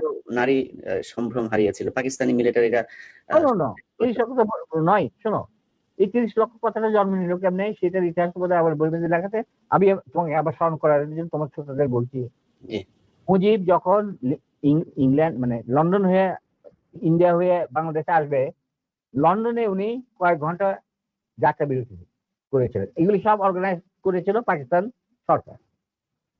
তখন তার সাথে দেখা করতে যায় সিরাজ ভাই, বিবিসির বাংলা বিভাগের হেড, আর বাংলাদেশের মিশনের ইনচার্জ রেজাইল করিম, ফরেন মিনিস্ট্রি অফিসার, যার সাথে আমিও চাকরি করছি কিছুদিন, ওনার সাথে আমার জানাশোনা আছে। এই দুজন মুজিবুর রহমানের কাছে যায়, ক্যারিজ হোটেলে নিয়ে তারা সবাই বিরতি, মানে যত ঘন্টা রেস্ট। তখন মুজিব তাদেরকে জিজ্ঞেস করা, আমি এটা আমাকে সিরাজ ভাই নিজে বলে দেবে। সিরাজ ভাইয়ের সাথে আমার একটা ঘনিষ্ঠতা ছিল আগে থেকে, যখন আমি ছাত্র জীবন ছিলাম। তখন উনি বাংলা বিভাগের ইনচার্জ ডেভিড ফ্রস্ট আসছে মুজিবের ইন্টারভিউ নেওয়ার জন্য। তো মুজিব তখন সিরাজ ভাই আর এই রেজাইল করিম সাহেবকে আলাদা ডেকে নিয়ে জিজ্ঞেস করতেছে যে সত্যি কি বাংলাদেশ স্বাধীন হয়েছে নাকি আমাদের কোথাও নিয়ে মাইর হারানোর বন্দোবস্ত করা হয়েছে। তখন সিরাজ ভাই ওনাকে বললেন, স্যার, মুজিব ভাই, বাংলাদেশ স্বাধীন হয়েছে, আপনি যাইতেছেন as a prime minister of Bangladesh, কিন্তু আপনি ইন্ডিয়া হয়ে যাচ্ছেন কেন সেটা আমরা বলতে পারবো না, এটা আপনার সিদ্ধান্ত। তখন বলছে ক্ষয়ক্ষতি, তখন তো ইন্টারভিউ নিব, তো ক্ষয়ক্ষতি কত, তো সব কিছু মিলে প্রায় 3 লক্ষর মতো। 3 লক্ষ। এখন 3 লক্ষরে তারপরে শেষ বাজে পরে আমাকে বলতেন যে আমি কোনদিন ভাবতে পারি না যে মুজিব ইংরাজিতে ডেভিড ফ্রস্টের সাথে কথা বলবো। আমরা বলছি যে উনি বাংলাতে কথা বলবেন, ডেভিড ফ্রস্ট পরে তর্জমা করে নেবে। যখন ইন্টারভিউ নিতে ছিল তখন David frost asked this question, what do you think is the losses of life in this so-called freedom during this freedom struggle? Mujib বললো 3 মিলিয়ন। 3 লক্ষরে বানায় ফেলাইলেও 3 মিলিয়ন। ওইখান থেকে যে রেকর্ড বাজার শুরু হইলো 3 মিলিয়ন, ওই 3 মিলিয়ন চলতেই আছে। তখন আফটার দ্য ইন্টারভিউ সিরাজ ভাই, তখন মুজিব তো আর কাটও করতে পারে না, he is talking to the David frost একলা, যেমন আমি তোমার সাথে কথা বলতেছি সেরকম। After the interview was over, Mujib went to retire into his bedroom. Siraj Bhai came and Rizal Karim came. They saw David Frost handkerchief বাড়ি করে তার চোখ মুছতেছে, পানি পড়তেছে, তো ওটা চোখ মুছতেছে।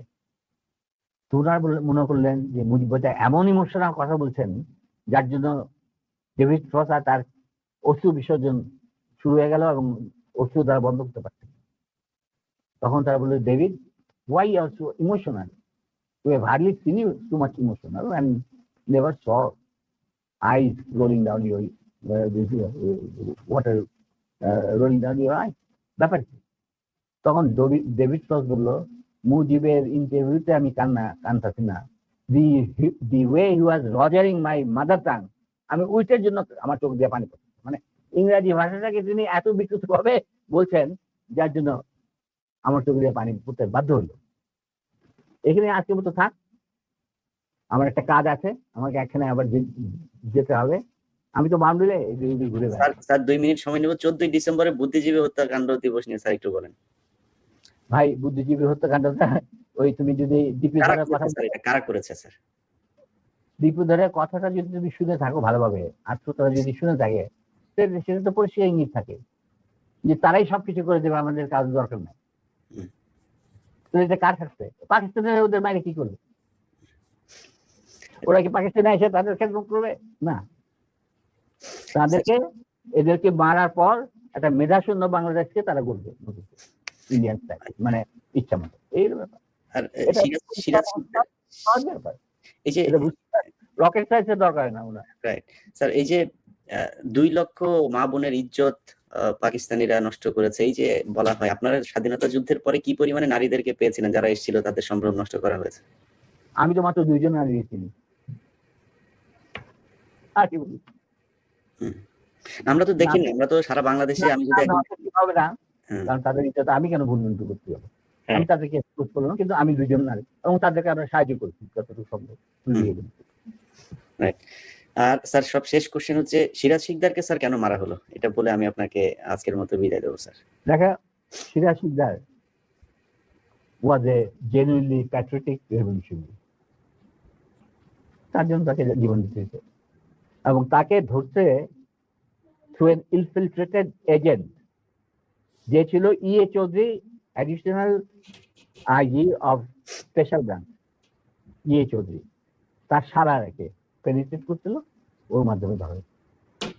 এই ইঙ্গিতটা আমাকে মাহবুব আগে দিচ্ছিল এবং আমি ইঙ্গিতটা পৌঁছে দিচ্ছিলাম সিরাজের কাছে, but it was, I think, too late, but whatever it is, he got caught. Sir, মাঝখানে একটু বোধহয় অসুস্থ যাচ্ছে আপনার শরীর। এর আগে 2-3 বছর আগেও আপনার মাসেল টাসেল একদম 6 প্যাক টাইপ ছিল। শরীর কেমন স্যার? আপনাকে জিজ্ঞেস করা হয়নি। আলহামদুলিল্লাহ। দেখো, তোমার সাথে কথা বলতেছি, তুমি আমার দেখতেছো, সবাই দেখতেছো। নিমি ভাবি কেমন আছে, আমাদের সবার প্রিয় ভাবি? না, উনি বেঁচে নাই, উনিকে আল্লাহ নিয়ে গেছে। ও, উনি নাই না? আচ্ছা। ও হ্যাঁ, এবং উনি মারা গেলেন কত বছর? প্রায় 1905 সালে মারা গেছেন। 2005? হ্যাঁ, কারণ she was not allowed to take any treatment. She was under house arrest. 1996 মধ্যখানে খালেদা জিয়া ক্ষমতা এসেও তার পাসপোর্টটা দেয় নাই। Yes. Then she was, when she was free, he fought legal battle and got her passport. কোনো ইয়া করে না, তো সমস্ত না। যদিও Kamal Siddiqui wanted to do that, যে ম্যাডামের সাথে একবার দেখা, অন্যজন ম্যাডামের সাথে দেখা করবো। যাই হোক, legally he got it back, she got it back. তখন it was the 4th stage of cancer. তো যখন তোমার 4th stage এ ক্যান্সার চলে যায়, তখন সেই যুগে কোন কিছু ছিল। আমি অনেক জ্ঞান নিয়ে গেছি, আমি কি করতে পারি। যাক, প্রিয় দর্শক, মেজর আমাদের প্রিয় এই জাতির সূর্য সন্তান ডালিম, আপনাকে অসংখ্য ধন্যবাদ। আমরা 50 বছর পরে হলেও অন্তত আপনার কথা শুনতে পেরেছি, এটা আমাদের জন্য অনেক বড় পাওয়া। আজকে আমার চ্যানেলে আমি সবশেষ দেখেছি 8 লাখ মানুষ একসাথে দেখছিলেন। আমার মনে হয় এই রেকর্ড বাংলাদেশের ইতিহাসে আর কখনোই হবে কিনা জানি না।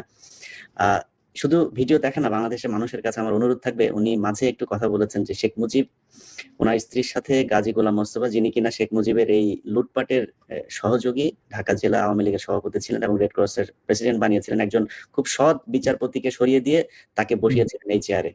তো এই শেখ মুজিবের মুখের কথা এবং কাজের মধ্যে কতটা তফাৎ, সেটা ওনার একটা বক্তব্যে শুনলেন।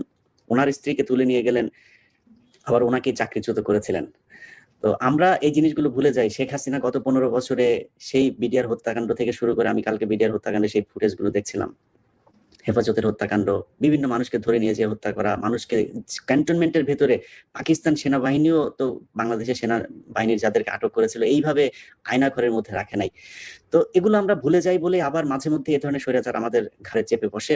আমার মনে হয় আমাদের এই দাবিটা তুলে আনা উচিত যে আমরা মেজর ডালিম বীর উত্তম, তাকে আমরা ফেরত চাই, এবং বাংলাদেশ সরকারের কাছে আমার অনুরোধ থাকবে, বিশেষ করে বিএনপির কাছে আমার অনুরোধ থাকবে যে মেজর ডালিমের কাছে আমি অনেকদিন ধরেই এই অভিযোগটা শুনছিলাম যে মেজর জিয়াউর রহমান সাহেব ওনাদের প্রতি সুবিচার করেন নাই, এবং আজকে বেগম খালেদা জিয়া আছেন, তারেক রহমান আছেন, আপনাদের কাছে অনুরোধ থাকবে ভারতের সাথে মিলেমিশে থাকতে চেয়ে তাদের অনুকম্পা পেয়ে ক্ষমতায় থাকবেন, এই স্বপ্ন যতবার দেখবেন ততবারই 21শে আগস্টের মতো, ততবারই 10টা আগস্ট মামলায় যেভাবে আপনাদেরকে ফাঁসানো হয়েছে এভাবেই ফাঁসতেই থাকবেন।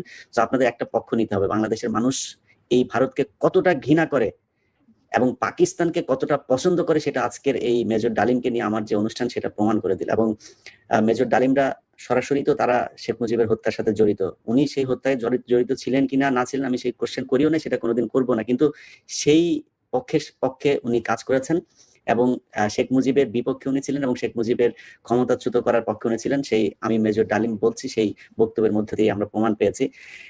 কিন্তু আজকে এই মেজর ডালিম যদি নাকি সেই কাজটা না করতো তাহলে বাংলাদেশ কোথায় যেত, কি হতো, সেটা আমার মনে হয় একটু চিন্তা করে তার প্রতি ন্যায় বিচার করা উচিত। এবং সেই সম্মানটা যদি শেষ বয়সে জনাব মেজর ডালিমকে আমরা যতটা ইয়াং ম্যান হিসাবে দেখছি, ওনার বয়স 80-র উপরে, আপনার 85 তাই না স্যার? না, 75। 75, যাক 75 বছর বয়স। তো 75 বছর বয়স অনেক বয়স। উনি দেখতে অনেক ইয়াং, যদিও খুবই নিজের শরীরের প্রতি উনি খুব যত্নবান, এখনো জিম করেন নিয়মিত। তো আমার মনে হয় যে এই মানুষটার এখনো বাংলাদেশকে দেওয়ার অনেক কিছু আছে। আর যাই হোক, তারা কখনো বাংলাদেশের পক্ষে কাজ করবে না। আমি তারেক রহমান এবং বেগম খালেদা জি আপনাদের কাছে অনুরোধ থাকবে তার ব্যাপারে একটু সদয় হবেন, এবং আমার বিশ্বাস যে তাকে যদি যথাযথ সম্মান দেওয়া হয় তাহলে তিনি আবারও দেশে যে এই দেশের হাল ধরবেন। বীর যোদ্ধা, আপনাকে অসংখ্য ধন্যবাদ। আপনার অনেক ব্যস্ততার মাঝে আমাদেরকে সময় দিয়েছেন। যদি জাতির উদ্দেশ্যে আর কিছু বলার থাকে। হ্যাঁ, শেষ কথা, প্রথমত আমি তোমাকে ধন্যবাদ জানাচ্ছি। তোমার সাথে কথা বলার পর আমার প্রত্যয় আরো দৃঢ় হয়েছে, তুমি ভবিষ্যতে আরো অনেক বড় কাজ দেশের জন্য করতে পারবে সাংবাদিক হিসাবে। আর আমার দেশবাসীর প্রতি এবং বিশেষভাবে তরুণ প্রজন্মের প্রতি আমার শেষ বক্তব্য, যে আমাদের অভিজ্ঞতা থেকে যদি তাদের বিপ্লবকে এগিয়ে নেওয়ার স্বার্থে, তাদের লক্ষ্য অর্জনের লক্ষ্যে কোনো কিছু অবদান আমরা রাখতে পারি তারা মনে করেন, তাহলে আমরা ঠিক পার হবো না। আমরা সারা জীবন দেশ আর দেশের মাটি এবং মানুষের জন্য যা করার করেছে, নিজেদের জন্য কিছুই করে। স্যাক্রিফাইসের কথাটা না হয় বাদে দিলাম। আমি কাউকে, যারা ভুল করেছেন তারা সবাই শিক্ষা গ্রহণ করেছেন আশা করি, এবং তারা যোগ্য প্রাপ্য পেয়েছেন। অতএব আমি তাদের কথাও বলতে চাই না। আমাদের কোনো রকম তার প্রতি কোনো প্রতিহিংসা মানে মনোভাব নেই। যার মতো কাজ করেছেন আল্লাহ তার বিচার করবেন, এবং বিচার হয়ে গেছে, কিছু বিচার বাকি রয়ে গেছে, তা আল্লাহ